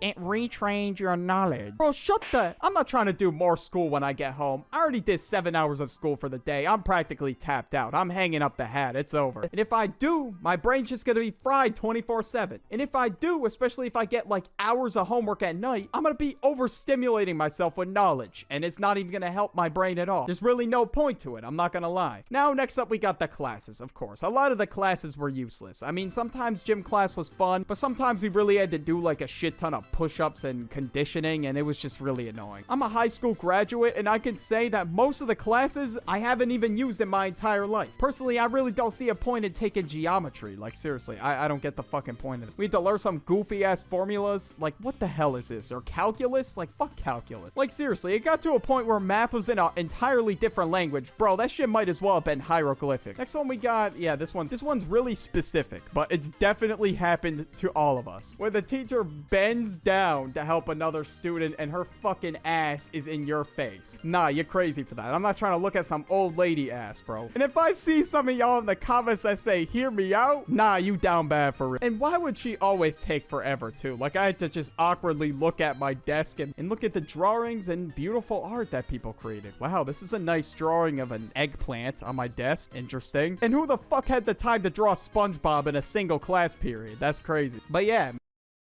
Exclusively at Lumberton Kia, a once-a-year event. Now this limited offer is open to the public. Now you can buy like a dealer. All you need is a job in your current pay stub within the last 30 days. Well over 100 very nicely equipped pre-owned vehicles to choose from, starting at only $59.95. New models arriving daily. Take a test drive and buy like a dealer. All you need is your pay stub. Hurry and shop like a dealer at KiaofLumberton.com today. Want to stop lower body pain before it starts? There's a Dr. Scholl's for that. New Dr. Scholl's Prevent Pain insoles are the only ones clinically proven to prevent pain from muscle-induced joint stiffness and strain, so you can stay pain-free. Man, it really goes to show that school's boring as fuck and we much rather be doing anything else. Next up for certain, we can say the food, bruh. What the hell? Like, what kind of mutant contraption is this, dog? I don't think it takes a genius to figure out that school lunch, it doesn't even look edible. And it's worse than prison food. And the worst thing is that the lunch ladies would always force you to take a fruit for a side. And then when you look at the options that are available, they'd all be rotten as hell. So you just end up in the trash anyway. So what's the big deal? There's no point. That shit look dirty as hell, bro. Ain't no way they washed it. So we truly were being fed garbage. So I just decided to bring my own lunch in middle school. And I said, fuck school food. And you know what? I was so much happier with my packed lunch. I didn't give a shit about pizza day or anything because it's not like they would get it from Little Caesars. They would use like some doodle-ass toaster oven pizza. And they would have the audacity to charge us $1 for a slice. Nah, that's criminal behavior. I can't believe they were trying to rob us like that, man. Even though we know it's $4 for a full box of them. And I remember at one point they did raise the price to like $1.50 or $2. That's practically highway robbery. Goddamn. Next up, we got the wake up times. Why the fuck do I gotta wake up at 6 a.m. just to go to a doo-doo ass school, bro? That's crazy. And sometimes it was before 6 a.m., which is crazy. I guess people could argue, oh, they're getting you ready for the working world. I mean, I guess some jobs require you to get up that early, but most jobs don't. And some people have late night shifts, so they have to stay up really late. So why make school early? I don't know. My school day started at 7:15, bro. 7:15. Why the fuck is it so early? And I had to catch the bus at 6:30. And if the bus wasn't there on time, that was on me that I was late, which was really fucking annoying. In some of my classes, I deadass got penalized just because the bus was late. So once I got my license, you bet your ass I drove to school. Because the bus is definitely the next thing that we all hate about school. Are you fucking kidding me? You was trying to sit on a musty ass yellow Twinkie for an hour. And I'm glad I never have to do that shit again, personally. Because some people would just be on your head for no reason. Like sometimes you just get flamed. There'd be roast battles happening in the back of the bus. They could be dealing shit back there, anything. And the last thing you want to be a part of is the bus. And not to mention, the bus driver sounded like they smoked a pack of goddamn menthol cigarettes every day. And every time the kids on the back of the bus would be loud, it would only increase my headache when the bus driver was like, hey, you kids need to shut the fuck up on the back of the... It would only make my headache worse, bro. Like, it was not helping. Next up, we got teachers that were just ops, bro. Of course we hated this part of school. Like, seriously, there's really no point in being an op. Like, come on.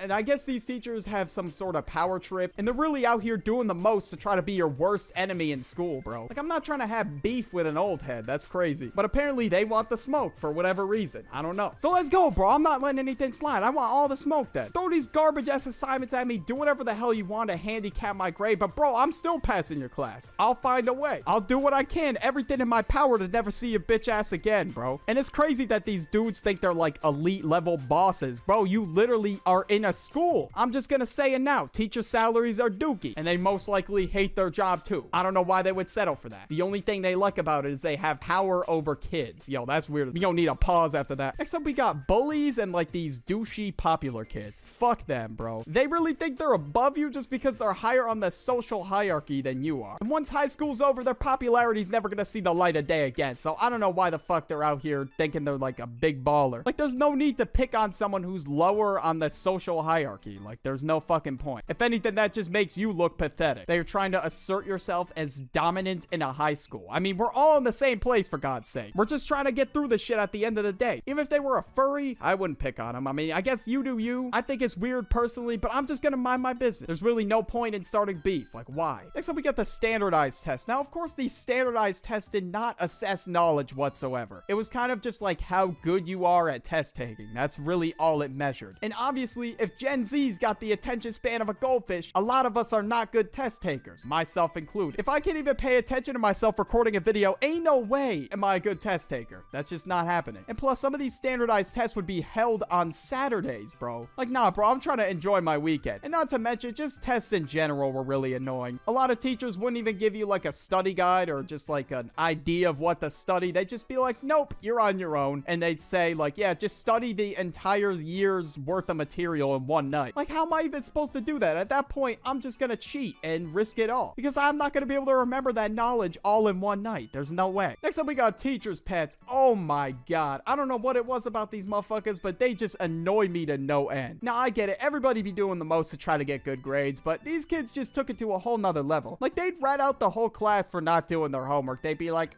teacher, about the homework. Obviously, no one did it, and they knew that. So they were doing it on purpose. Which, bro, really? Class was about to end, dog. Like, I'm trying to go home. If you were to answer a question in class, right? These kids would be the type to fucking correct you when you answer your question. Like, dog, I didn't ask for your input. And maybe this was a reason why they got bullied. I don't know. Of course, if they were being really annoying, they're bound to get shoved in a locker. It is what it is. So that's why I would just keep my mouth shut. I'm not trying to get shoved in a locker. And speaking of lockers, yeah, that's definitely next, bro. Who in their right mind is gonna sit there and be like, yeah, man, I really love the amount of space we get in our lockers. We were supposed to carry all these big ass books, but we get these small ass lockers. It made no sense. And at the end of the day, when everyone would try to get their stuff, the lockers would just be crammed, and there was no way I was even able to get to my locker. So yeah, these things about school were just really fucking annoying in general. Watch more videos. The pain of getting a bad cut. Nah, this has got to be one of the toughest feelings on planet Earth, bro. Like, seriously, that's tough beans if you walk out of the barbershop with a doo-doo cut. And the worst part of it all is you had to pay for that. Like, nah, I'm scrapping. Like, ain't no way I'm paying for that cut. Seriously, like, your life changes depending on your cut. Like, your entire social life, just everything. And if you get that buzz cut, ooh, nah, you better watch your head, bro. You're gonna get slapped in the back of the head. I don't know what it is, but some people like to slap someone who has a buzz cut. I guess that's a whole trend or something. I don't know. So if you get buzzed, bro, you better watch it.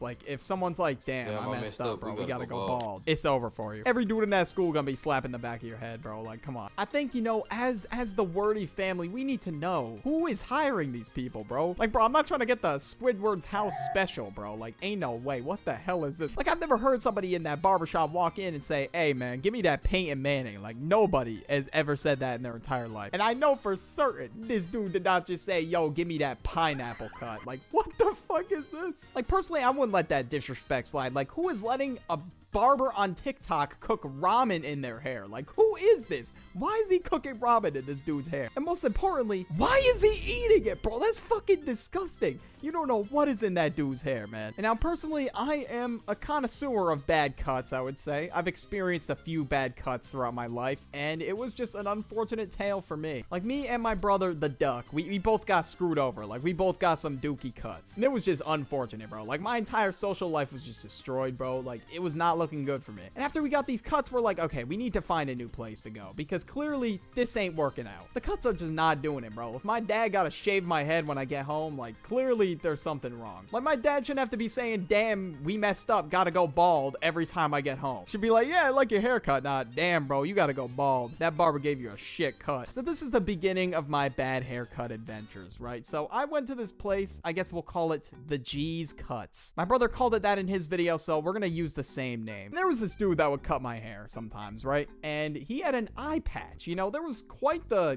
list of characters to select at this barbershop. And of course, I get the one dude that can't even see out of 2 eyes, bro. Like, nah, bro, fucking up the hairline for sure. Like, I don't know how my first grader ass trusted. I started this journey on my own, but it didn't take me long to meet you guys.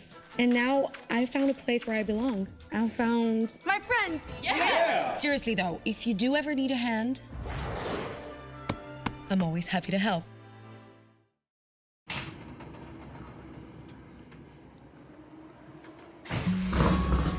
Some of the strongest relationships I've ever seen is when someone hands off their life's work to another person. It's a connection that is very fulfilling.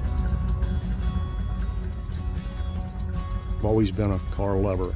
Why I started the company, I decided maybe I can make a product for my own cars. It was one product, it was a rubber and vinyl protectant. I would make the products at night and sell out of the trunk of my car the next day. I gained a lot of clientele and I just kept adding to the products. I was contacted by a company who was looking for someone to make their products, the private label. That's what started LabZone. I decided after 31 years I wanted to spend more time with my family, so I thought it's time to make a move. I had spent my entire career in business to business and 30 out of my 40 years in manufacturing. I was looking to do something very different, more challenging, much more hands-on. I knew I wanted a manufacturing company that was focused on a business-to-business model. And I was looking for one that had some things that made it special or kind of unique, which is why I was really attracted to Rick's company. I went to Viking. Next thing I know, I'm getting a call from Larry Lawson. Business is personal. You just have to put people together and let them visit and speak. Rick had something that Russ needed, and Russ had something that Rick needed. Rick wanted to be the creator, and he wanted to get back into what he loved about the business that got him there to begin with.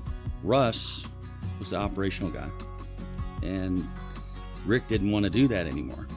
And so they really needed each other to make this something that that Rick's always dreamed that it would be. I just immediately felt that this is the right fit. Viking, they listened and they're very knowledgeable and just made me feel very comfortable. You want a professional team that understands the markets. Viking had just done so much more preparatory work. It's just night and day difference between them and the rest of the competition. It's a total different world that Viking's created. I always say I was wearing 18 hats, now I'm wearing 2. Russ handles all of the production, the employees. That's a big load off of my shoulders. I still get to formulate the products, basically on my own time. No one pressures me. It just opened up my mind where I can think. It takes a lot of people to get a transaction done, and you know, we quarterback. What drives me every day is having somebody put their legacy in our hands. And when you get it, you better respect it. And at Viking, we do.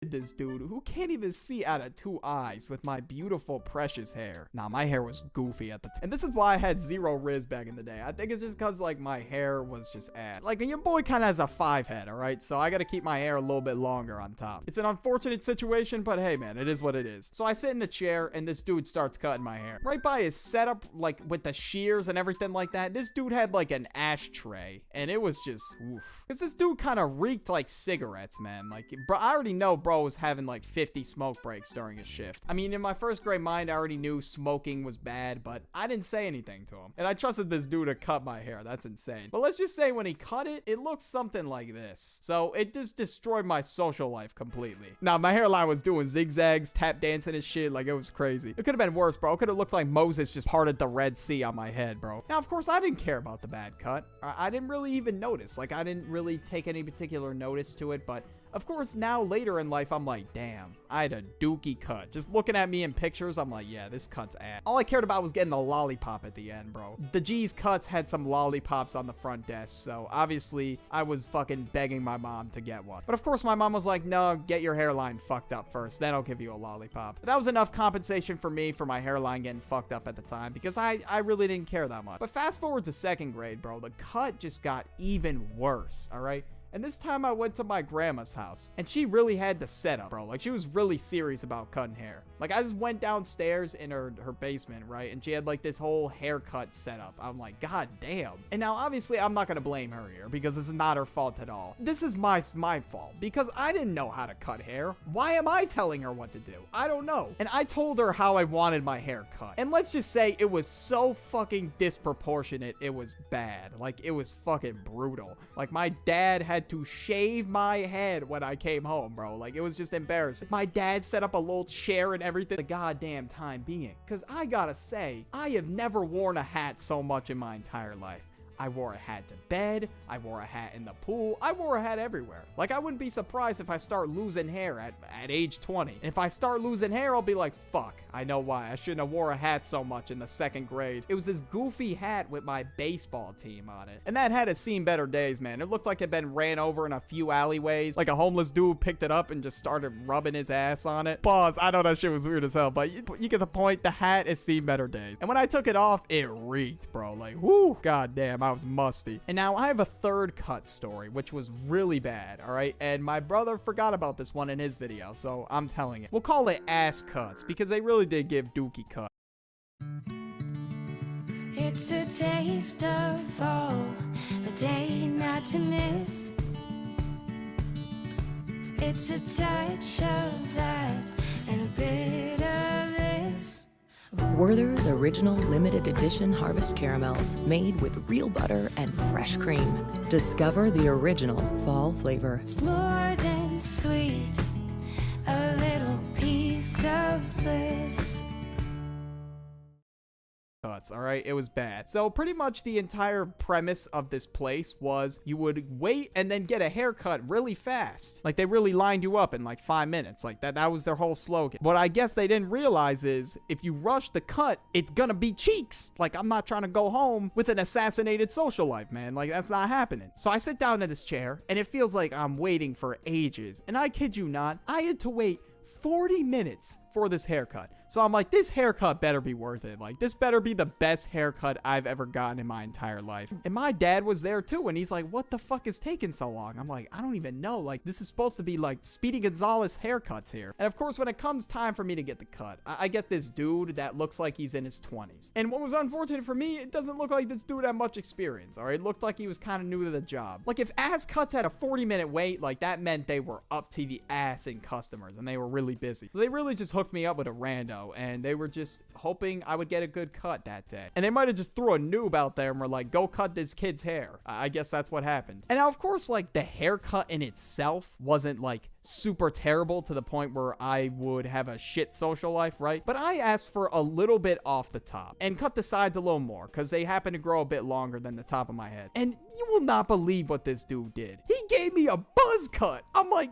nah, come on, bro. So I had to watch my ass in school, man. I didn't want to get slapped in the back of the head. And of course, the homies were clowning me. They're like, yo, what is your cut right now? I'm like, I don't know, man. It got fucked up, man. And of course, I'm not a buzz cut enthusiast at all. Like, I don't really like a buzz cut, man. I just don't look good. Because once again, like I said earlier, I got a 5 head. So it looks even worse. Like, it looks like I got a fucking football field on top of my head. And a goddamn running back just scored a touchdown in that bit. It was awful, bro. It was garbage. But now some people in school did clown me. But granted, it wasn't really that bad. The first time I got buzzed by my dad, it was in the summer. But this time, it was during the school year, of course, which was kind of just unfortunate time. And unfortunately, I had to be like, whatever, it will grow back. And I just remember playing Mario Kart DS in the car, and I was just sad, man. I was like, damn, bro, my cut got fucked up, and I can't even get my get back, bro, and I can't get a refund either, which is tough. Hey, man, I had to get it back in blood somehow with this video. Hopefully you enjoy. Watch some videos on the end screen. I'll catch y'all later. Peace.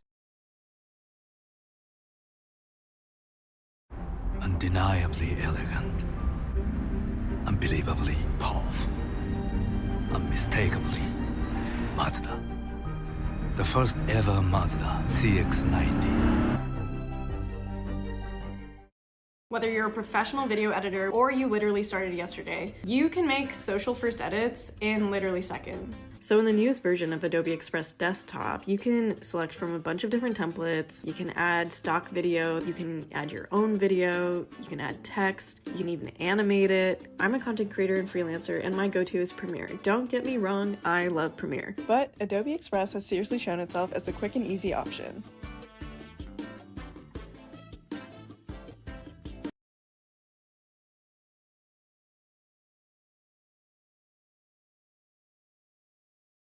Vaping. I think it's safe to say that vaping ruined an entire generation. My generation, Gen Z. Yeah, it's gotta be by far the dumbest generation. Personally, man, I think I got the IQ of a brick, but hey, some people are dumber than me. Vapors, we gotta talk about. Vapors were my #1 ops in school, okay, man? That's all I'm gonna say. And now, unfortunately, all it takes for somebody to start vaping is their friend coming up to them one day and being like, yo, bro, do you want a rip of this? And all it takes is for you to be like, yeah, sure, bro. You start ripping their pen, and all of a sudden, you get home from school and you're like, shit, I want more of that. Well, your brain loved the little nicotine rush that you got. So you go out and you buy a vape and you fall into the cycle of vaping. And unfortunately, that's what happens to most teens. So vaping, yeah, it's a really hard addiction to crack. I'm not gonna lie. If you're vaping and you're watching this, just quit, all right? Just do the most to quit. Do everything you can to quit. Because I know you don't want nickel and other sorts of metals in your lungs, bro. Yeah, bro, it's fucking bad. But it's gotten to the point where a lot of young teens are getting addicted to vaping, and they're taking that vaping addiction with them to college, all right? Well, that's at least what happened in my generation. Basically, every function that I've ever went to,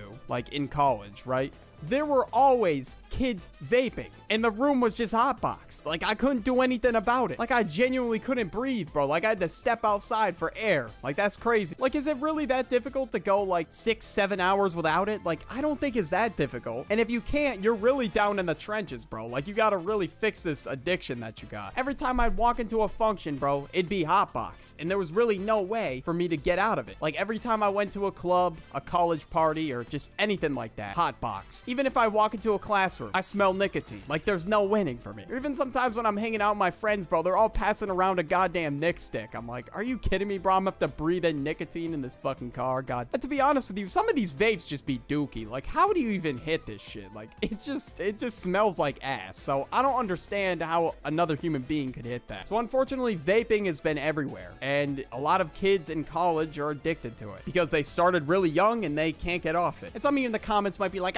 excuse me, I like my vape and it's not ruining an entire generation. Like, you still haven't explained why. Okay, bro, shut up. The reason why vaping is ruining an entire generation is because if I can't even walk anywhere without smelling nicotine, do you know how many early deaths that's gonna cause? Like, these motherfuckers are gonna have like popcorn lungs by age 30. Like, it's really gonna amaze me if they survive past 50. Like, I don't think that's happening. Vaping was made originally to stop cigarette addiction, but I feel like the addiction is worse than cigarettes because it has a flavor to it, and that kind of is what makes the younger generation like really addicted to it. And I don't know what this dude who made the vape, I don't know what he was thinking. Like, Buddy really said, oh yeah, let me just make another device that people are gonna get a hook to that is also really bad for your lungs. Like, you didn't solve the problem. Like, what? Didn't do anything. Everyone's doing it. It's really addicting, and unfortunately it might cause some people early deaths. I've been asked to vape before, but hey, I'm not trying to get black shit in my lungs, bro. It ain't happening. I'm trying to breathe normally, bro. Like, I'm trying to breathe air out here. Not only is it addicting, but bro, you just look weird as hell when you do it. All right, like, come on. You cannot tell me that when you vape, you don't look like you're sucking on dick. You grab it from your pocket and you start, yeah, it looks weird as fuck. Like, it's just not a good look when you vape. And it's kind of like a baby when it needs its pacifier. Like, that's what you look like when you're vaping. Let's just say you walk in a vape shop, all right? The dude that works there, he sells you a vape and you walk in like every fucking day. That can't look too good either, can it? Like, at that point, bro, you're a goddamn fiend for nicotine if you're running through a pod like every day. I don't think mango or mint is that good. I think those are the two flavors that everyone's like fucking raving over, I guess. Imagine if you do that shit like in front of your friends. You're like, oh fuck, like I need a hit like right now, and you grab it and you rip it in front of your friends. Your friends are gonna roast the fuck out of you, dog. Like, come on. Like, if I were someone who vaped, like, dude, I would not want to get fucking flamed in front of my friends. That would just be so tough. Like, I already know the homies would be on my ass, bro. They'd be like, bro, you really think you're safe doing that? That's crazy. And if you vape, I guess it's like a universal thing that you have to share your... You're looking looking at the real people of Post University springing into action to provide personal support. It's just a commercial, but it shows that with our support, this could be you. Start now at Post University. 꿈을 이루는 게 쉽지 않았어. 내가 세상의 기준에 맞지 않는 것 같았지. 설 수 있는 런웨이가 없더라. 그래, 좋아. 내 길은 내가 찾을게.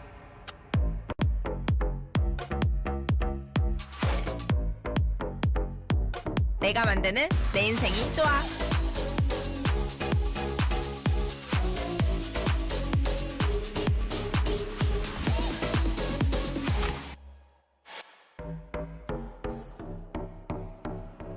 내가 걷는 길을 런웨이로 만들 거야. Life's good. Nicotine when other nicotine addicts ask you for it, but some people who vape are just really assholes, bro. You got the type of guy to like go on his hands and knees and just beg for nicotine. He's like, please bro, can I get a hit, please? Like, dude, what do you think you look like begging for a hit right now? Like, if you're at the function and you're like going up to people asking them if they have nicotine, like, bro, you're just scaring the girls, bro. You look hella desperate. I went to a club once and I had multiple people come up to me and ask me if I had nicotine on me. Like, nah, dog, I don't have a goddamn Nick stick on me. I'm not trying to have popcorn lungs by 35. He was like, bro, please, do you have nicotine on you? And he was like going up to a bunch of people asking like if they had nicotine. And there's always just that one dude that was literally blowing mean clouds in my face for like no reason. And I'm sure that's a commonality for a lot of people. Like, oh yeah, that happens to me like all the time. And of course the teacher caught him with something one day. Cause like, dude, you have to be an idiot to vape in class. Like, are you fucking kidding? Like, at least go to the bathroom and do it. And don't take forever, because then I'm gonna have to wait for 15 minutes for Jimmy to hit his Nick stick. Can I use the bathroom?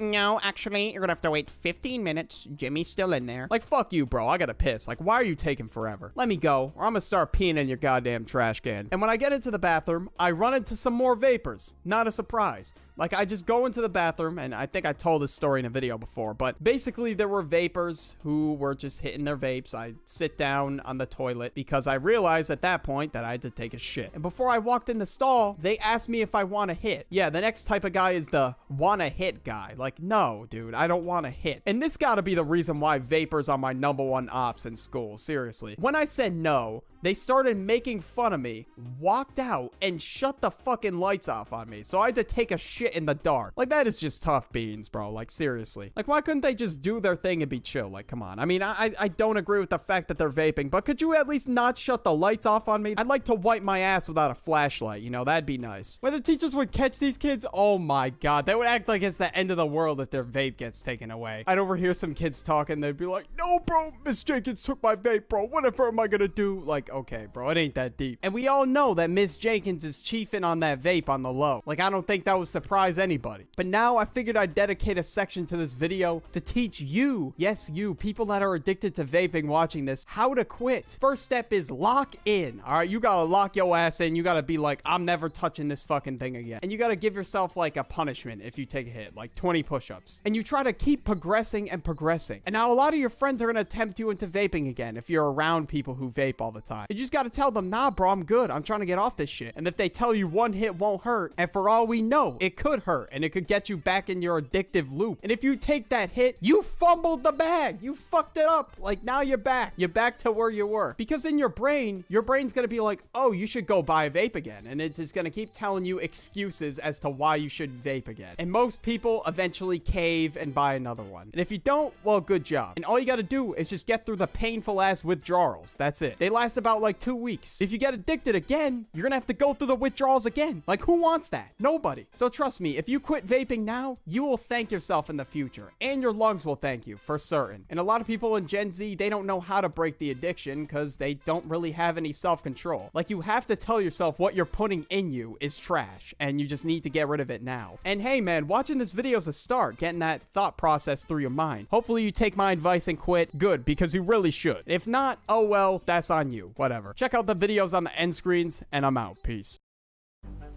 Versatility. All electric for short trips. Combustion and electric for longer. The Mazda CX-90 plug-in hybrid.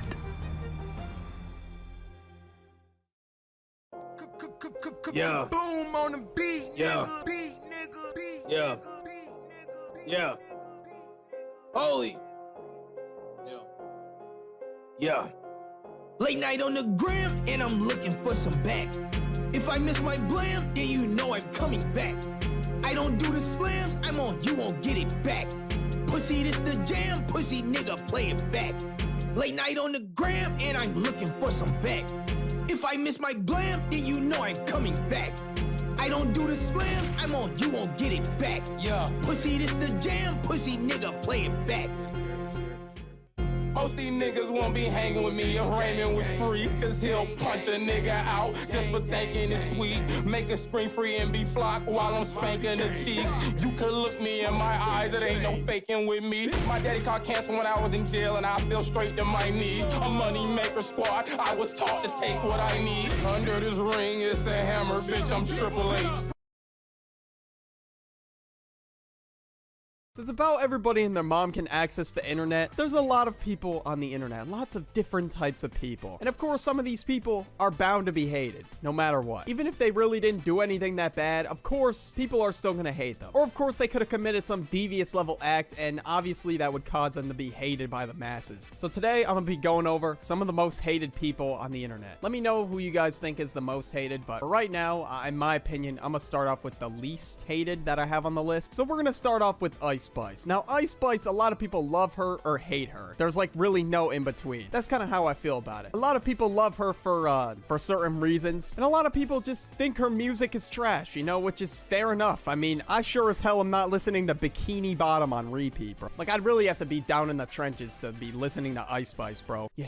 You thought I was feeling you? Oh, you didn't hear that much. So yeah, see, I would never do such a... Next up, we got Fuzz99. Now, a lot of people probably have no idea who this is. Now, this dude, I think, is a really annoying TikToker that a lot of people have recently been talking about. It's the equivalent of pretty much putting one of those little bike horns up to your ear. That's pretty much what listening to a Fuzz99 video is like. Like, after listening to his videos, bro, I got some serious ear damage, so that's why a lot of people don't like him. And of course, his videos are cringy as hell. Like, I mean, don't get me wrong. Like, I don't need somebody screaming, "I'm glad you asked," at like 50 billion decibels in my ear, bro. I mean, at the end of the day, he's not really doing anything wrong, so I guess fair enough. I mean, personally, I don't know who is listening to that. That's crazy. And it really... One of the crowd favorites is the Tesla-powered Porsche 912. We've been doing EV conversions for 10, 15 years, and still, if I tell someone what I do, they're just like, didn't even know it was possible. Didn't even know it existed. As countries around the world race to meet decarbonization targets, electric vehicles, also known as EVs, are selling at record highs. But by replacing grease and gas with code and batteries, yesterday's mechanics need to become the EV technicians of tomorrow. This is the whole motor section here. It would behoove someone, if they're thinking about making that change, to kind of think about it quickly, because it's going to be a lot of demand really fast. Take me to the market, Mr. David. It's fascinating to be in this as there's this shift happening, because you feel like you're a little part of history. Once again, technology is changing work as we know it. Are you ready? These are the blue, white, and no-collar jobs of today and the future.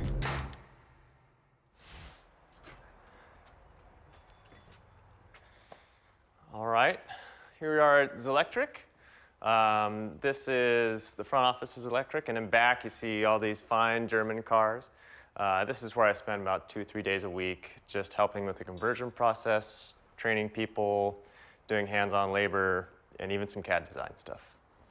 You've probably never seen an auto shop quite like this one.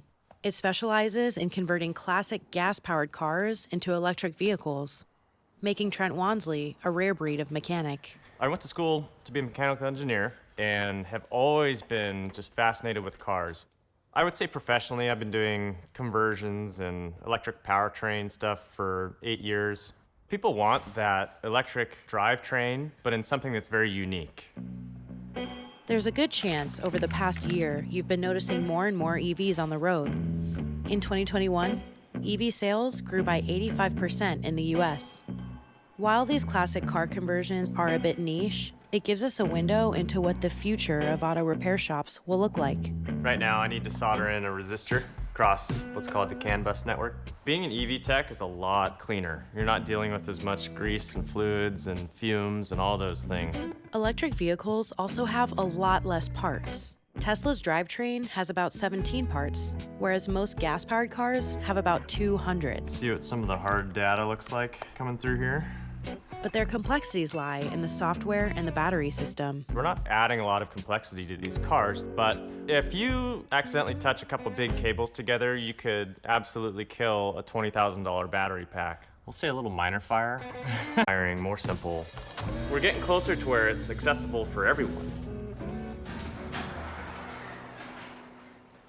The history of this car, I kind of started building it 8 years ago. From there, I've just been iterating this car constantly, and that means going from a gas engine to an electric motor, which is a Tesla motor and back out of a Model S. What's going to really explode the EV technician industry, I think, is just the oncoming of bigger market share of EVs out of all cars. You're going to need automotive shops that work on EVs specifically, and there's not a lot of trained technicians out there at the moment. For example, a recent study in the UK revealed that only 11% of their mechanics were qualified to work on EVs. A lot of shops don't take on that work because it's still a little bit mysterious. So what I do is a lot of education and some training. Hey Kurt, what's up? So this is Kurt. He's kind of getting trained up right now for some of the EV technician stuff. Anyone that has any kind of background mechanical is already so well set up to do this. A typical path towards becoming an EV technician includes completing a certificate program. It got so bad to the point where bro had to turn off his comment. I mean, this content is pretty unwatchable for people who aren't a fetus, and of course, that was the target audience. But despite that, it was still reaching people who aren't the target audience. And that's when he went extremely viral and the hate started. Next up, we got Nick Avocado. Now, this dude, yeah, he's pretty much just built like a Pokeball and does mukbangs. I mean, there's not really much else. And of course, a lot of people hate him because, well, look at him. But at the same time, he actually is pretty entertaining. Like, I'm not gonna lie. If you haven't seen this dude's content, pretty much all he does is eat food, and yeah, that's pretty much it. Just says some delusional shit, eats more food, and then fights with his ex-husband Orland, or I don't know. At this point, I don't even know if they're divorced. The amount of times they clickbaited themselves being divorced is crazy. This dude really is something, I must say. But everybody and their mom wants to see this man go through a weight loss journey of some sort. Honestly, that would be pretty cool to witness, I'm not gonna lie. But for now, we do get to watch him eat ramen. Who doesn't love that? Like, I don't know if his bloodstream's pretty much just ramen at this point. He practically just runs on that. Actually, you know what? Never mind. That's kind of bold of me to say. Next up, we got that vegan teacher. Now, I don't know if any of you remember vegan teacher, but now she's basically irrelevant. So this fossil was pretty much just preaching on the internet that everyone should be vegan, and if you're not, you're an evil person, pretty much. And just in summary, this lady would never shut up about it. At one point, she even compared Gordon Ramsay to a man with a peculiar mustache who was from Germany. She was really doing the most to make Gordon look bad, bro. And Gordon was obviously not taking that disrespect, so he had to make a comeback video, and he pretty much just ate a burger in front of her. And like a whole year or so, this lady was pretty much just the laughing stock of the internet. Next up, we got Sneeko. Now, this one's definitely the most recent on the list. So about, like, I don't know, a week ago at this point, he started beef with Moist Critical. Like, bro, who beefs with Moist Critical? Come on, bro. Just look at him. Man is practically Jesus. Sneeko pretty much pulled out the Glocky and was threatening him, and he was like, watch my clips. And I'm not even gonna hold you, bro. Critical kind of owned him. Critical pulled out the whole AR, bro. Like, Sneeko, yeah, it was over for him, pretty much. He admitted to a lot on the internet that you definitely shouldn't admit, and he wanted to fight Critical, and he's ducking other people's fights, which kind of makes no sense. Like, this dude really got to decide whether or not he really wants to step in the ring if he's really about it. There's someone named Brandon Buckingham who actually challenged him, but he's kind of just ducking him. And I guess how this whole beef started was, like, Critical reacted to a video, Sneeko made fun of him on his stream, and, like, made fun of his girlfriend's appearance, and obviously Critical's not letting that slide. So I made a video on him, and then Sneeko would not stop whining about him for, like, months. And bro was pretty much on his meat, bro. Like, his name was never out of his mouth. Next up, we got Ticks and Roses. Now, if you don't know who this is, I know don't blame you. Well, this is one of the most well-known people who did fake disorders on TikTok. And of course, they're gonna be hated if they go around faking disorders. That's crazy. So yeah, this person even threatened to sue some YouTubers who made videos talking about her. She got exposed by her sister, pretty much saying that, like, she had other accounts where she would have no tics at all, but on her account, Ticks and Roses, she would pretend to have Tourette's and just start ticking randomly. And obviously, it doesn't take a genius to figure out that it's her doing it, bro. Like, I think a monkey running on 2 fucking brain cells can figure that out. Next up, we got Andrew Tate. Now, a lot of people love this guy or hate him. Like, he has a lot of meat riders, but also a lot of haters. And of course, he's really gonna be hated if he says some stupid shit on podcasts. I mean, sure.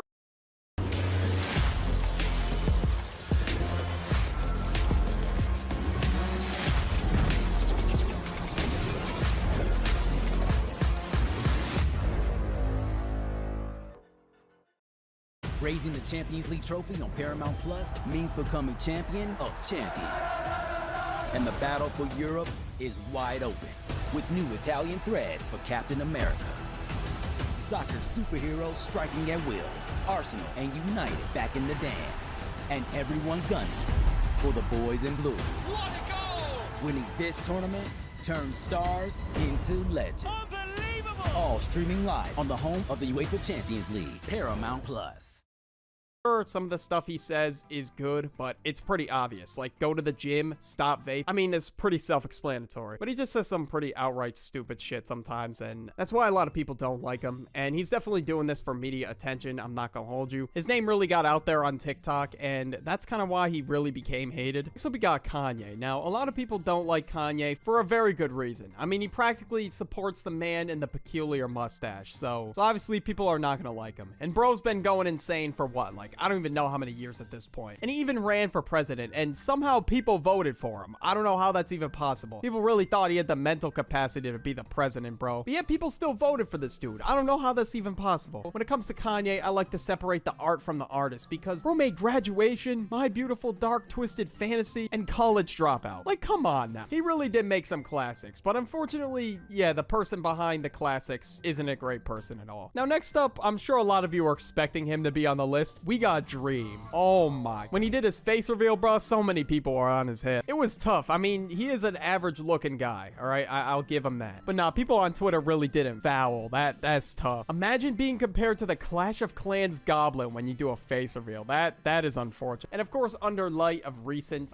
controversy, Dream has also found himself to get even more hate, of course. And bro really called his fans kittens. I mean, of course you're gonna get hate for that. I mean, come on. Who on the internet is not gonna clown you for calling your fans fucking kittens? Next up, we got James Charles. Now, I can't even tell you anything about like the drama that he got into. Apparently he got into some makeup beef with another YouTuber and he got canceled like years ago. He was losing like millions of subscribers. I just pretended to know what was going on and I really had no fucking clue. I guess she dropped like a whole expose on James Charles and yeah, pretty much just fucked him over. And of course for James Charles, it did not end there for him. In 2021, bro got called out for some weird ass behavior. I don't really know the full details of it. I didn't really look into the situation, but all I know is that this dude lost millions of subscribers for pretty much just everything that he did. So I know for sure he's gonna be one of the most hated people on the internet. Apparently he was asking for photos from underage girls, and in his apology he tried to use the mental health card, and that just doesn't excuse anything that you did. Like, you will just forever be a weirdo, bro. It doesn't matter. He went from one of the most loved people and most loved content creators to the most hated in a matter of like 2 months when this all surfaced. And of course he admitted to all of it, so at this point there's no going back. In my couple of years I've spent doing YouTube, I gotta say the most hated person I've seen on the internet, or the person that got the most hate, it's gotta be EDP. And of course he got caught trying to meet with somebody who was underage in person. He got caught in a sting operation, so yeah, bro's definitely gonna get a lot of hate. There were so many memes created out of this whole situation. Like, he really tried to lie and say he was doing the most for a cupcake, and everybody was smoking on EDP's pack. Like, the YouTuber Tub literally went to the spot and like smoked on a fucking pack of cigarettes cigarettes in that exact spot. I mean, personally, if I lived in the area, I would do the same thing. But like, it's gotten to the point where the spot is known. Like, that's how crazy this whole situation is. Apparently now he's been on TikTok, and TikTok is yet to ban him off the platform, even though they know that the app has a lot of kids on it. So who knows what this man's been up to? Like, how the fuck does this dude have a platform? Seriously. He got caught in the act and was like waddling away back to his car in shame when he realized he didn't get to meet up with this underage girl. Click the end screen if you want more. That's pretty much it. I'll catch y'all later.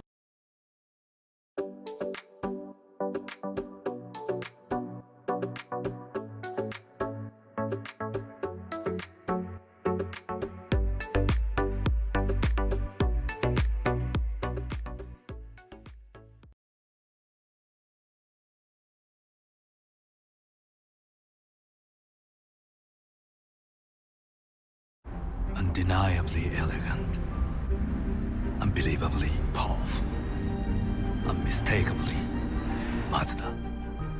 The first ever Mazda CX-90.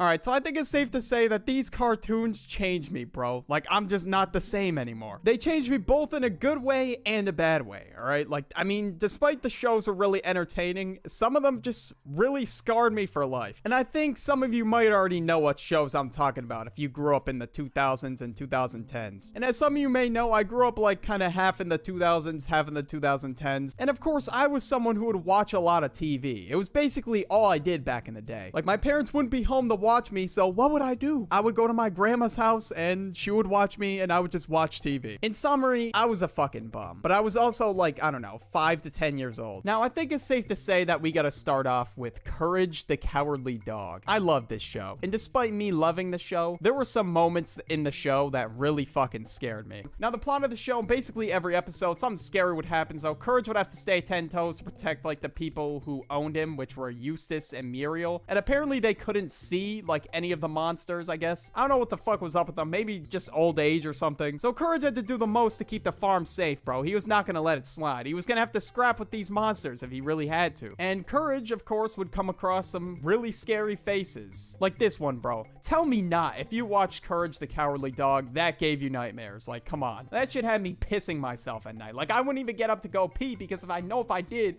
I'd be hauling ass to the fucking bathroom. Like, after I saw that, especially, there was no saving me. I have no fucking clue how that scared me. But if anything, now it just looks goofy as hell. But after I saw some of these monsters, bro, I was not the same. Like, I would literally grab one of the blankets on my grandmother's house and literally hide under the blanket, bro. And this was in the middle of bright daylight. It's not like I was watching Courage the Cowardly Dog, like, late at night. Now, next up, we gotta talk about SpongeBob. Now, despite I didn't really watch SpongeBob that much, right? My cousin did. And sometimes I'd go to my grandma's house, like, on my dad's side, and SpongeBob would just be on when I was there. Now, I don't know what it was about the Flying Dutchman, but he scared me, all right? Like, I mean, I was really young, of course, so I believed in ghosts. And you know what? That's probably why I was scared of him. I don't know, but he is probably